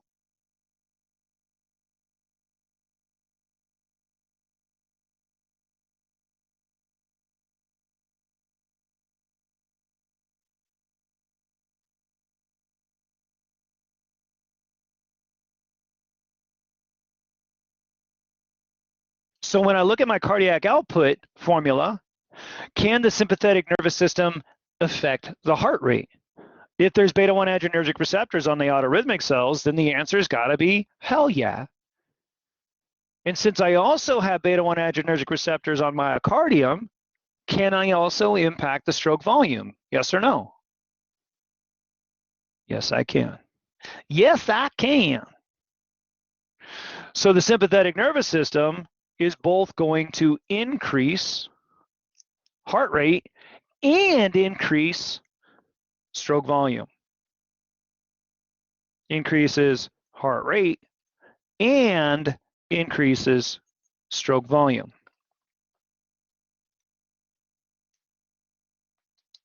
Pretty powerful. So how do we slow down stroke volume? Last little bit of a review again is that I hope you guys recall that the sympathetic nervous system and the parasympathetic nervous system are like a teeter-totter. When the sympathetic nervous system is high, what's going on with the parasympathetic nervous system is it will be low. They are antagonists of one another. When one is high, the other one is low. So what would happen if the parasympathetic nervous system went up? What would happen to sympathetic excitation? It would go down. An important aspect of your autonomic nervous system. We do not want to activate both of these at the same time. Because if we did, who's going to win? If we wasted energy activating both of these at the exact same time, who's going to win? Chill or get the blankety blank away from that lion? What does your body care more about? Digesting a single French fry or running away from a hippo? Living. You got to believe the sympathetic nervous system is going to win every single time. So who goes back here and goes, holy crap, the first neurotransmitter is always acetylcholine, and that first neurotransmitter always activates a nicotinic receptor. So if I activated all my nicotinic receptors, I would be activating both the parasympathetic nervous system and the sympathetic nervous system at the exact same time. Did anybody make that connection? If I activate nicotinic receptors, all nicotinic receptors in the body, then I'm going to be activating both parasympathetic and sympathetic at the exact same time. True story?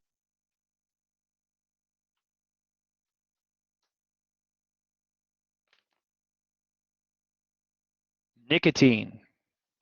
That's what nicotine does to your body. And that's why it ends up causing pretty harsh hypertension, increase in heart rate, increase in skeletal muscle tingling, right? Makes you feel more awake, more alert, more alive. But that's because the sympathetic nervous system is blasting through the parasympathetic nervous system. A lot of potential for harm in the long term, just from nicotine alone. Now, low levels ain't going to kill you, but high levels will. Nicotine toxicity. It's a thing. Okay, did that make sense to everybody right here so far? I hope you guys go back through and really study this. Like, don't just mess around with this. Don't just pretend. Really study where we find the different receptors and which neurotransmitters are binding to them. That's important.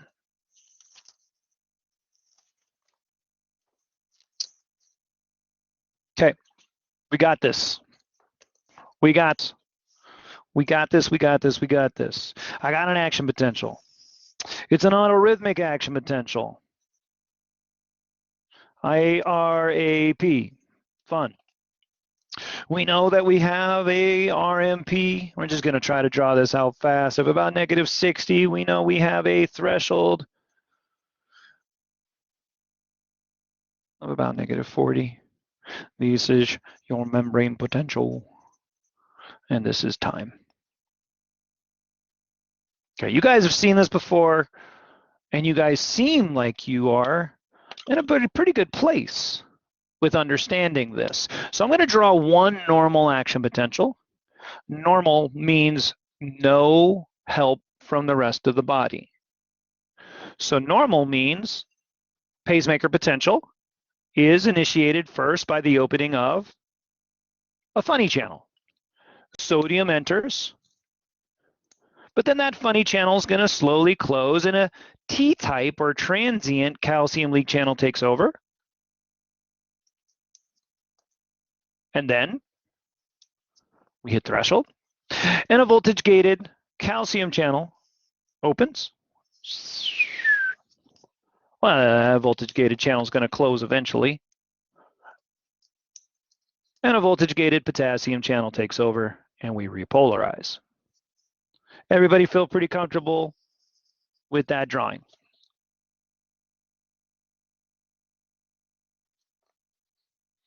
Sodium, calcium, calcium, potassium. Sodium, calcium, calcium, potassium. Now, what did we say as we were trying to think about speeding the heart up?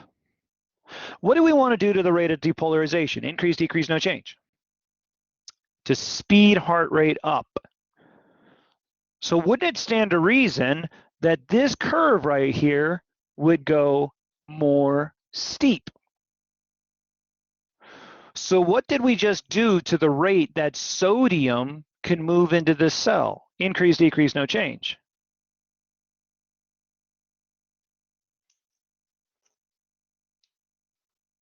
Calcium. We want calcium to enter faster too.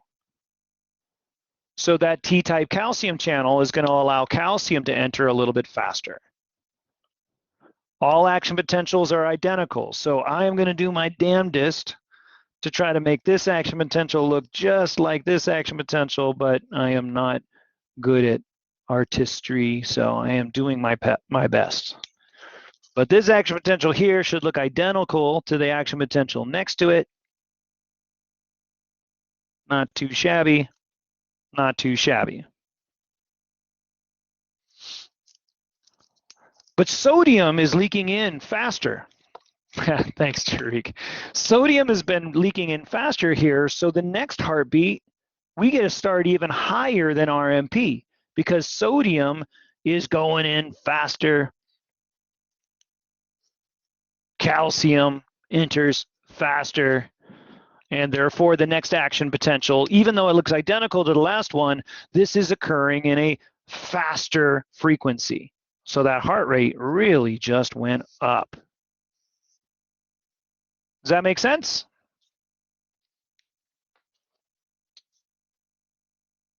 So now basically in the same time frame that we had a single heartbeat over here, now in that same time frame we have two heartbeats because we simply changed the rate of depolarization.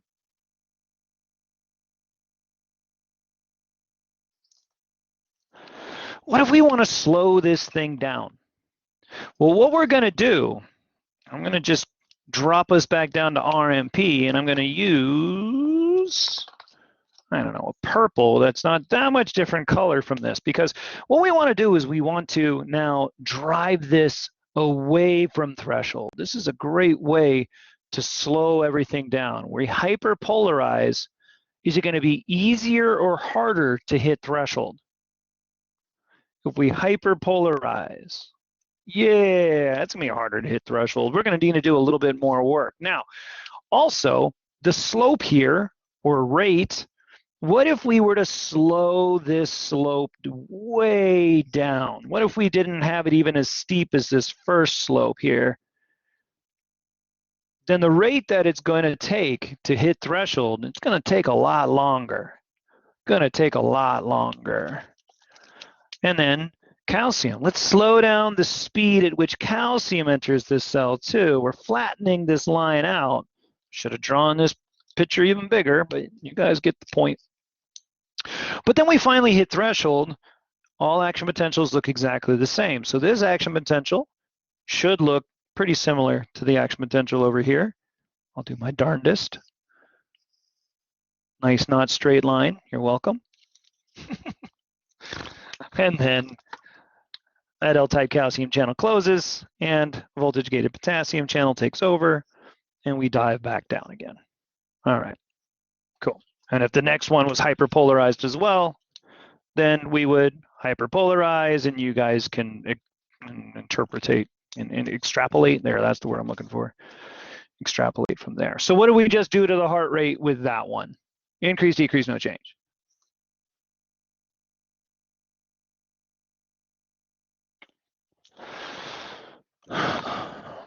And you guys already learned about these transporters, so this shouldn't be too crazy.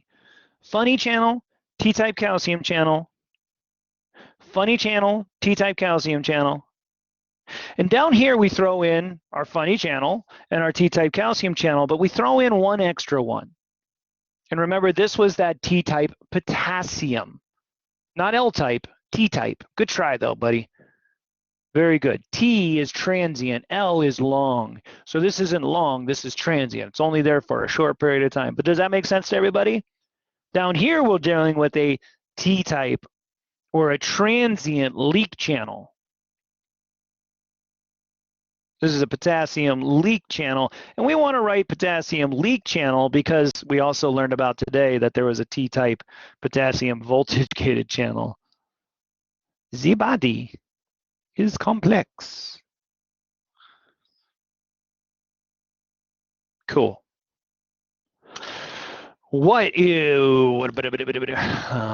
Exhibit A. If I'm going to speed up the heart rate, boom, right here. What do you guys think? Sympathetic nervous system or parasympathetic nervous system?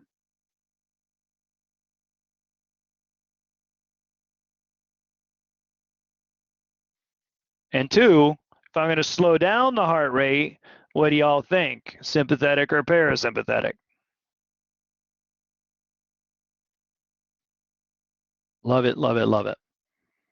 Now let's connect all these dots. You ready? Let's connect all these dots. In order to connect all these dots, we're going to take what we just learned here and on the page before it, and we're going to kind of just draw it in. Actually, let's use the lecture because we got 25 minutes or so, and I don't want to mess around too much. So the lecture, this is Heart Physiology 3 lecture. It's going to go and give you a brief summary of the innervation of the heart. So We have a long preganglionic neuron and a short postganglionic neuron. So that's got to be the parasympathetic nervous system. Here in the green, we got a sympathetic trunk ganglion. So we got a short preganglionic neuron and a long postganglionic neuron. And where did we find receptors for the parasympathetic nervous system? Where do we find receptors? Where is the parasympathetic nervous system going to innervate? Where is the synapse going to be? On autorhythmic cells. Versus the sympathetic nervous system, where do we find it? Everywhere. And so this diagram does a really good job at summarizing that. True story? Do you guys feel a little bit of redundant learning going on? I hope. We can summarize this in a table. So SA node, AV node, ventricular conduction pathway, which would be bundle of His, bundle branches, and Purkinje fibers, and then the myocardial tissue, and then blood vessels. Blood vessels include both arteries and veins. So we'll come back to that in just a second. But please, what makes a target cell a target cell? And what receptors are, where do we find receptors for the parasympathetic nervous system? Do we find them on the SA node? Yes or no? Sure we do. So I'm going to write M for muscarinic. We do, Veronica. I'm sorry if you didn't hear me right. I said parasympathetic nervous system. Do we find receptors for the parasympathetic nervous system on the SA node, which is part of your autorhythmic? And so the answer is yes. So I'm just going to write M for muscarinic. Do we find them on the AV node? Yes or no? Sure we do. But did we find them anywhere else? Do we find them in the conduction pathway? Do we find them on the contractile cardiomyocytes? So what would be the effect of acetylcholine on stroke volume? Increase, decrease, no change.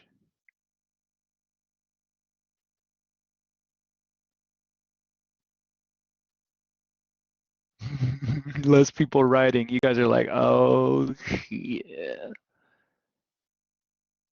Y'all, if it doesn't have receptors, how can it have any impact at all?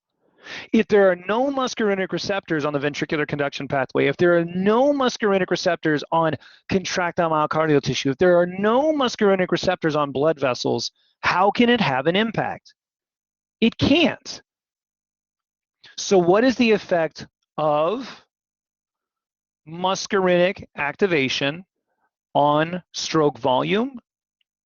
No change. There is no effect, no effect, no effect. Does that make sense? No receptors, it's not a target. Such a hard concept for me to get through to students. But once you get it, it will make sense. Are you guys almost there? Increase, decrease, no change questions. I've been saying that all semester, and nothing really so far has been no change. No change means that it's not physiologically relevant. That's what no change means. And if there's no muscarinic receptors, then acetylcholine would have no physiological response, no change. But what's it going to do to those autorhythmic cells? Slow them all down. We're going to increase that AV nodal delay, decrease rate of depolarization, all that sort of stuff. And then sympathetic nervous system, where do we find receptors for those? Everywhere, including blood vessels, which we saw in our big table. Yes?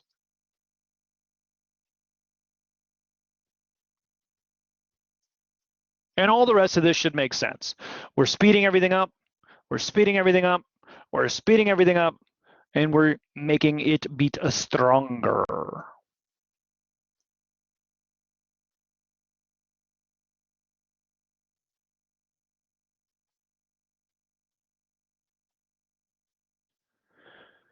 The function of the heart is cardiac output. The function of the heart is cardiac output, and cardiac output equals heart rate times stroke volume. Now we're getting into the portions of the lecture that say, how can we change cardiac output? Well, what two variables can we use to change cardiac output? What's the formula for cardiac output? Heart rate and stroke volume. So what two variables can we use to change cardiac output? Heart rate and stroke volume. Does that make sense? If we use a chemical, whether it's natural or pharmaceutical, and it changes the heart rate, it's called chronotropic. All chemicals that change the heart rate, you must know this, you must know this, you must know this. All chemicals that change the heart rate are called chronotropes or chronotropic agents. Everybody, what's it called if you have a drug or chemical that changes the heart rate? Chronotropes, chronotropic agents. These are both natural and pharmaceutical.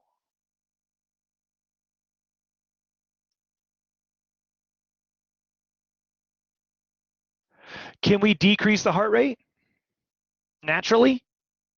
Sure we can. How does your body decrease your heart rate naturally? It activates the parasympathetic nervous system through the vagus nerve. Viva Las Vegas, right? Vagus nerve. Most important cranial nerve for parasympathetic function if you did not learn that in A&P1. Somebody with a vagal neuropathy is going to be pretty jacked up. Like in diabetes, they get vagal neuropathies a lot. The vagus nerve starts to degenerate, then parasympathetic nervous system isn't activated appropriately. Lots of problems. Can we increase the heart rate naturally? Sure we can. Sympathetic nervous system, both norepinephrine and epinephrine. Okay, so these, both acetylcholine and norepinephrine, epinephrine, those are chronotropes. They're chemicals that can impact the heart rate. Does that make sense? If it increases the heart rate, we call it a positive chronotrope. If it decreases the heart rate, we're going to call it a negative chronotrope. Yes, no, maybe so?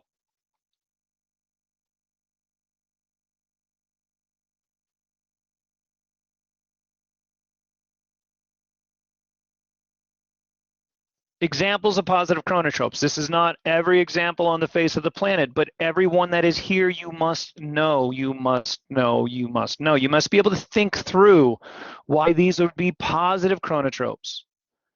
Norepinephrine and epinephrine should be pretty easy. Okay, that's fight or flight.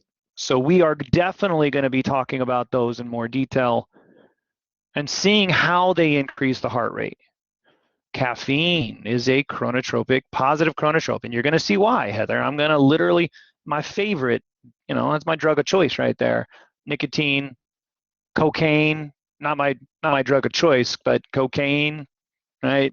So we're going to go into these negative chronotropes. Acetylcholine, why? Because it activates the sympathetic nervous system, and beta blockers. Beta blockers block beta-1 adrenergic receptors. They're very specific to beta-1. Beta-1, beta-1, beta-1. Where do we find beta-1? SA node, AV node, ventricular conduction pathway, ventricular muscles. And if we block it, beta blockers, what's going to happen to the excitability through the heart and the force of contraction? Increase, decrease, no change. Decrease, decrease, decrease down the board. What about alcohol? A bit on the alcohol. Well, alcohol is what's called a CNS depressant. It is one of the most powerful central nervous system depressors on the face of the planet. It gets into your brain and it slows down action potentials.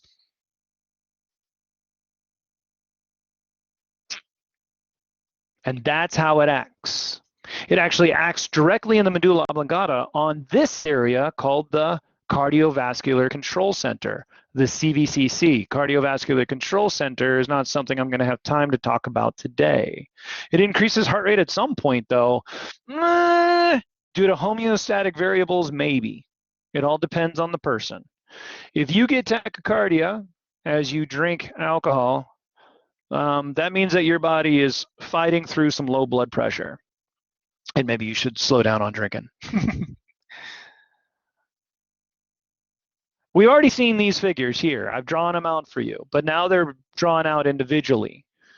Parasympathetic nervous system. One of the most unique parts of the parasympathetic nervous system is that it hyperpolarizes the autorhythmic action potential.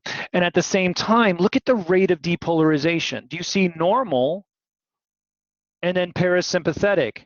It's a more shallow slope. It's flattened out.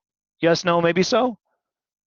So not only do we hyperpolarize, but we slow that rate of depolarization. Really cool. And then here with the sympathetic nervous system, we drew this, right? We drew this, and we never made it back to RMP here, and that's going to be an important part of this. But what you'll notice is that the sympathetic nervous system, we speed up the rate of depolarization. We make it so it reaches threshold faster. But in addition to that, do you see how it never makes it back down to resting membrane potential? Yes, no? And that's because this membrane no, the RMP doesn't change. I know it's a little tricky. The RMP is still down here. But what has changed is the permeability of those leaky channels, both funny and T-type, to sodium and calcium respectively. And so if they become leakier, then it's harder for that membrane to make it back to RMP. Does that make sense? If we have leakier funny channels and leakier T-type calcium channels, we're never gonna make it back to RMP because sodium and calcium are leaking into that cell. Yes, no?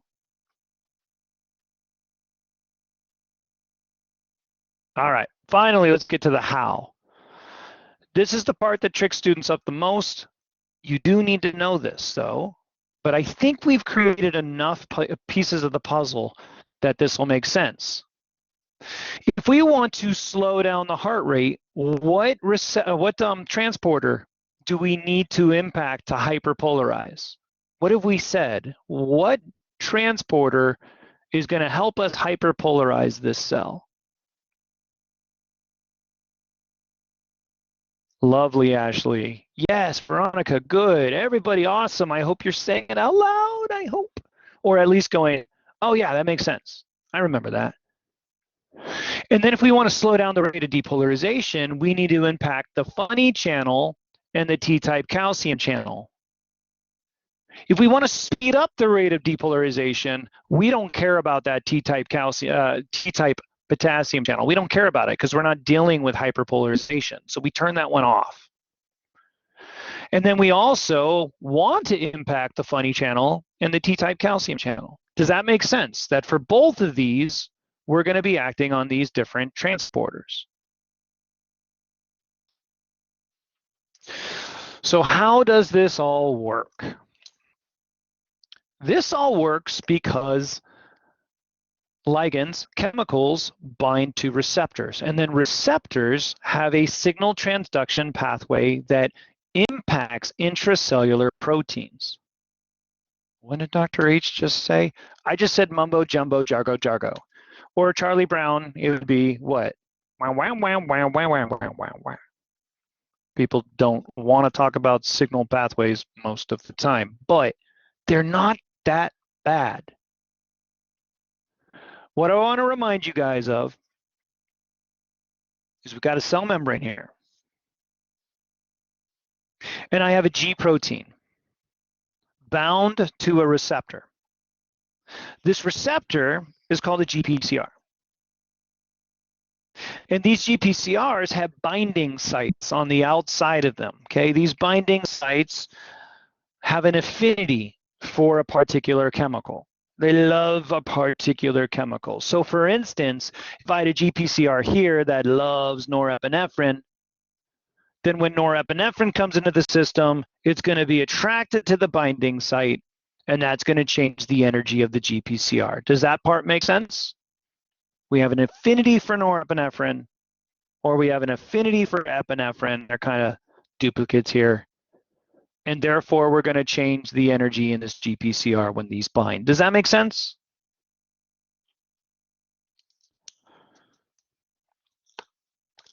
I got one person that says yes. Everybody else has already turned me off.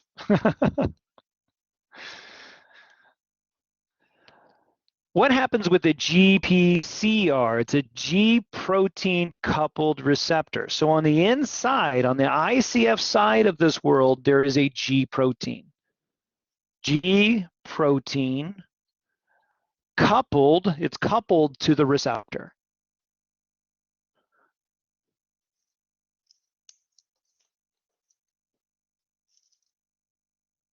Does everybody follow that part and have it drawn in?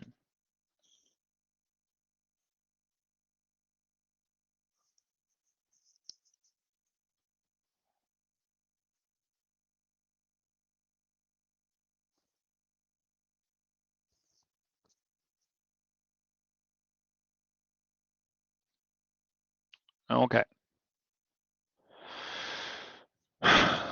G proteins are all about GDP and GTP. And I don't know how much I care whether you guys know this or not. But what ends up happening with the G protein is that when a G protein is inactive, it has a GDP bound to it. DP tells you diphosphate. So whether it's ADP or GDP, it doesn't really matter. The DP in physiology stands for diphosphate. There are two phosphate groups there, right? So an inactive G protein, inactive,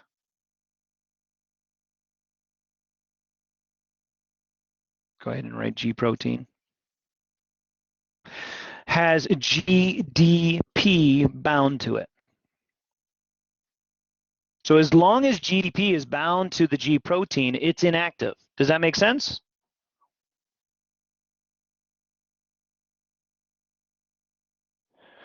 So what happens when a GPCR gets activated is that the G protein is going to get enough energy that it will attract a GTP. So when active, what's going to end up happening is that a GTP triphosphate, just like ATP is a triphosphate, a GTP is a triphosphate. It's just a guanosine triphosphate rather than an adenine.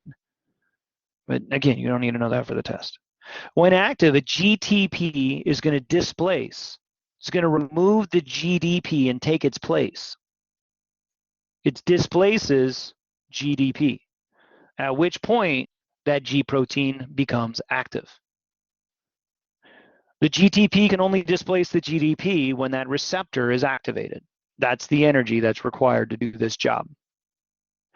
And when the G protein becomes active, it can move away. It no longer is coupled. Okay, it's going to decouple or uncouple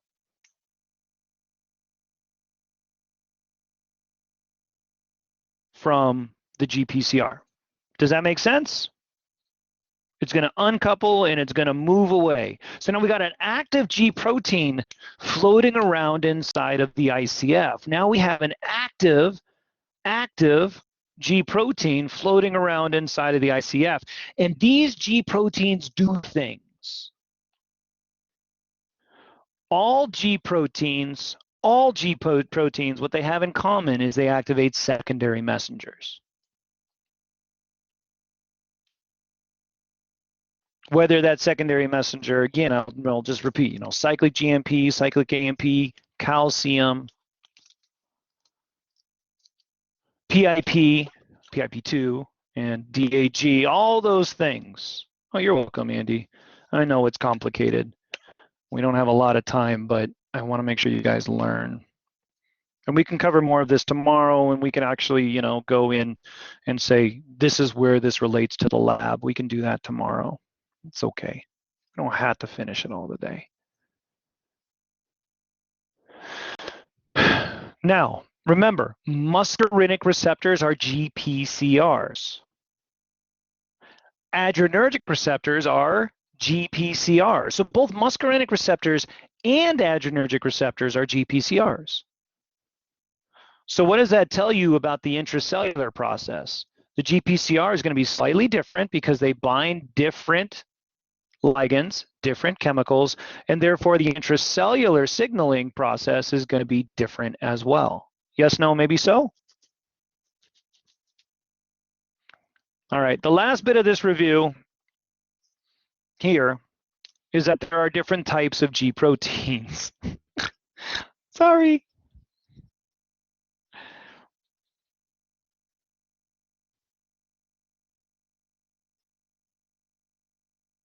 There are what's called GS, subset S, which means stimulatory. And there are G subset I, which tells us inhibitory. Does that make sense? I know I say that a lot because I want to make sure you guys understand it. So I apologize if I am a bit of a dork. Probably like Mr. Garrison in South Park. Okay, that's me when I say, does that make sense? But I try to break it up with sí or no, or yes, no, or whatever. Good. I want to make sure you guys are following. I don't want to just freaking sit here and lecture. I need friends to walk me through this. So there's both G stimulatory and G inhibitory that can be activated. What do we know?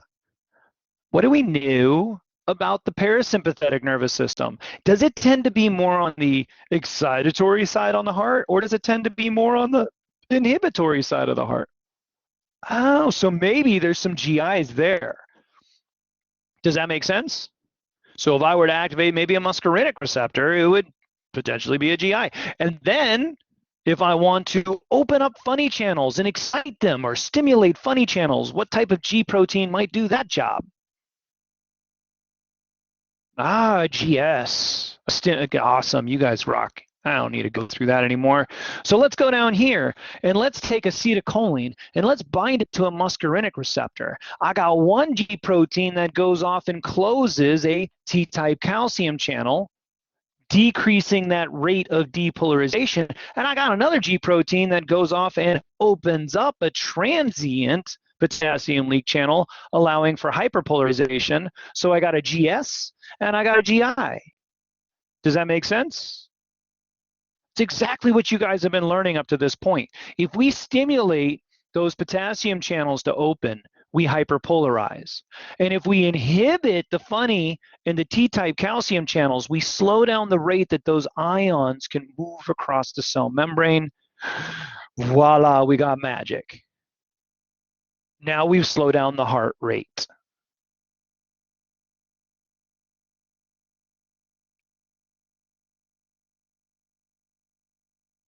When you guys go to study this, draw this out as a flow chart. Acetylcholine binds to muscarinic receptors, which activates G proteins. There are two types of G proteins, a GI and a GS. The GI, we got a split in our flow chart. The GI will go and inhibit T-type calcium channels and funny channels. It's not drawn in this picture, but we need to inhibit those funny channels too. So make sure you keep that in mind. They're going to close both funny channels and T-type calcium channels, not just T-type. The GS is going to go and stimulate a T-type potassium leak channel, opening it up for a short period of time, driving hyperpolarization. Cool?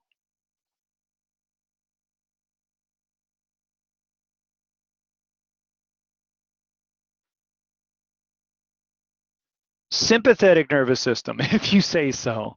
Bummer.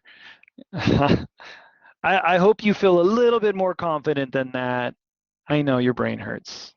We're going to do this every single day this summer, so we're going to use this material over and over again. So by the 10th time, your brain's going to hurt a lot less for this material, and it's going to hurt more for the next. But we're going to use this.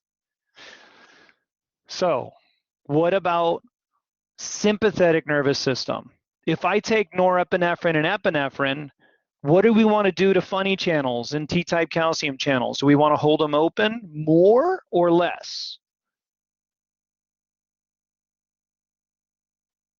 We want to hold them open more because we want more sodium entering that cell. We want more calcium entering that cell for the sympathetic nervous system. So now we got a G stimulatory protein. Here's a difference in the sympathetic nervous system is the G stimulatory protein doesn't act directly on the funny, and it doesn't act directly on the T-type. Instead, it acts on an intermediate. It's one of my favorite intermediates in the human body. Hint, hint. It's called adenylate cyclase. All proteins that end in ASE are enzymes. So adenylate cyclase is an enzyme. So we're going to go back to our diagram here, and we're going to say that this GS right here that is now activated, it's going to move and it's going to activate adenylate cyclase. And adenylate cyclase, AC is adenylate cyclase, is an enzyme. And enzymes catalyze reactions. So now a chemical reaction is going to occur. What is that chemical reaction? It's a double hydrolysis reaction. And most of you probably don't know what that means, but whatever. If we take ATP, triphosphate, and we get rid of a phosphate group, what are you going to be left with? Just got rid of one phosphate. We're going to have an ADP, right? So if we hydrolyze or remove one inorganic phosphate group, what we're left with is ADP. Does that make sense to everybody? I know I'm running out of time and your attention and your brains hurt. I get it. I'm sorry. Now, what happens if we hydrolyze it again? What if we remove one more inorganic phosphate? What are we left with? Goes from the diphosphate to a monophosphate. So now we got an AMP. AMP is a pretty interesting little chemical. In liquid, it cannot live in a linear form. It has to become a circle. So we call it cyclic AMP. So if we do a double hydrolysis, we hydrolyze this 2 times, we remove 2 phosphate groups, what we're left with is a cyclic AMP. Does that make sense? So adenylate cyclase takes an ATP, which is present in all your cells because your cells are always making ATP, and it's going to hydrolyze, and produce cyclic AMP. So norepinephrine, epinephrine. As you increase the amount of norepinephrine and epinephrine in the human body, what's going to happen to the amount of cyclic AMP? Increase, decrease, no change.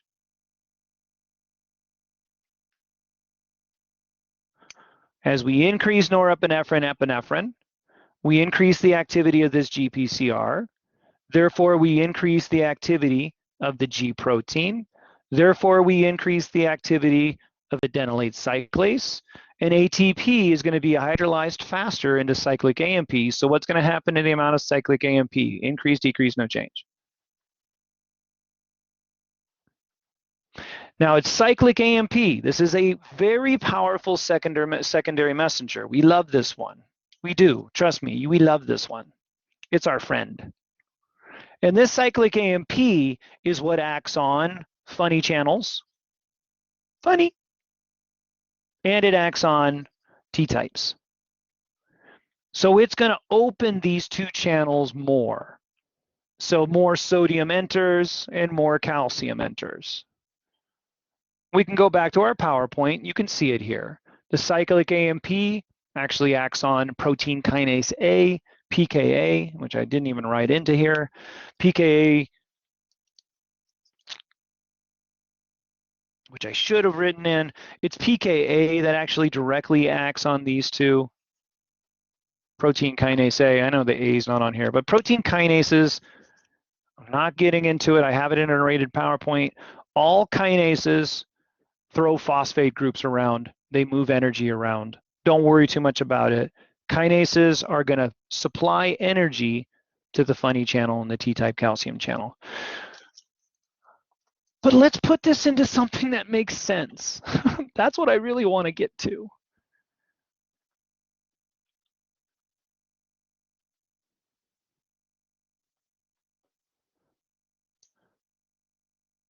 The more cyclic AMP in the system there is, the faster the rate of depolarization. Increased cyclic AMP, that's not an AMP. What's going to happen to the rate of depolarization? We're going to increase the rate of depolarization. Yes, no, maybe so? Does this make sense?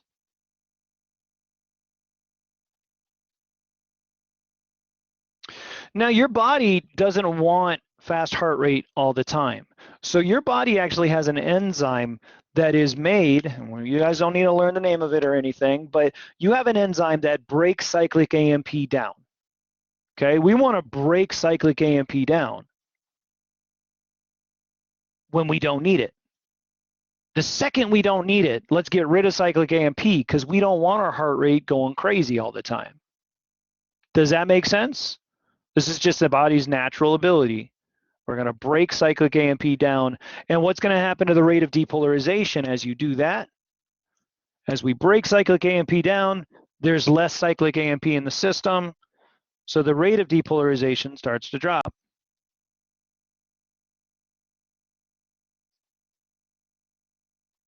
You guys with me on this? So what if we took a drug that blocks the breakdown of cyclic AMP? If we no longer broke cyclic AMP down, what's going to happen to the concentration of cyclic AMP in the body? Increase, decrease, no change. And therefore, what's going to happen to the rate of depolarization more over the long term? Increase, decrease, no change.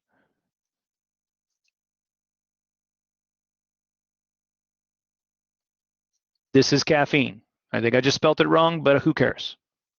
Don't got time. This is caffeine. Caffeine slows down the breakdown of cyclic AMP, thus boosting the amount of cyclic AMP through your entire body, thus boosting energy. And sympathetic nervous system responses, your heart rate goes up, your heart beats stronger, you feel more alert, more awake, more alive. I don't trust people that don't drink caffeine. It's kind of a lie. Not really. Pretty cool, huh? So I think if you take a real life scenario, it makes you understand cyclic AMP a little bit more. Because what do we know about caffeine? Does it make you more awake, more alert? Most of the time, unless the professor drones on forever.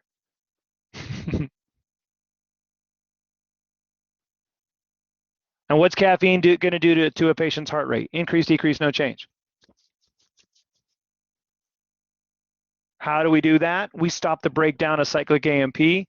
Therefore, their cyclic AMP levels remain high and the rate of depolarization remains high. Would this be considered a positive chronotrope or a negative chronotrope if it increases your heart rate? All right. All right. You guys rock. I am done. Don't really, I mean, you can start working on the lab report, but by no means do you need to finish it yet because we haven't covered all the material for it yet. Please spend some time today studying. You can never take a break during summer. There's never a good time for a break. Never a good time for, you know, a trip to Arizona. That's just, you shouldn't do it. Everybody should study, but don't study hours and hours and hours. Study in blocks of time that make you not want to panic and kill yourself, please. I don't want to drive you guys insane. I want you guys to enjoy this process, not just freak out.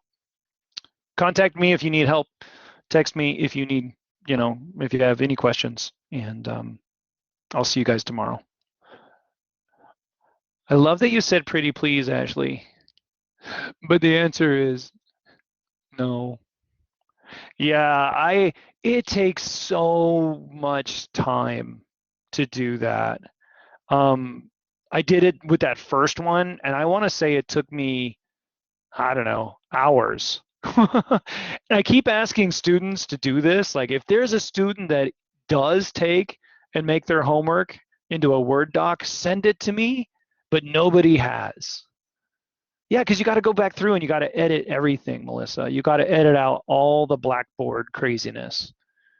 And I don't have the original homework problem. I'll see if I can find another way. I'll talk to another professor. Come to think of it, I just had a little tiny revelation in my brain that I might be able to do a download conversion process, because I am learning Blackboard a little bit better, but I'm still not great with it. I'll do what I can. No promises. Get on out of here, though. Go enjoy some of your afternoon. Get out in the sun. I'm going to probably take my kid and go play some disc golf. Try to relax and then get back to work. I'll start grading your guys' exams tonight. My wife's going to the U.S. women's soccer game at the new FC Austin Stadium. So her and her mom are going to go. So I'm going to hold down the fort here at home because my wife played college soccer and her mom coached, and like they're soccer freaks. So I'll stay home with the kids and I'll start grading your guys' exams. Probably won't get through them all, but I will do my best. All right. Get on out of here. Adios, y'all. Text me if you need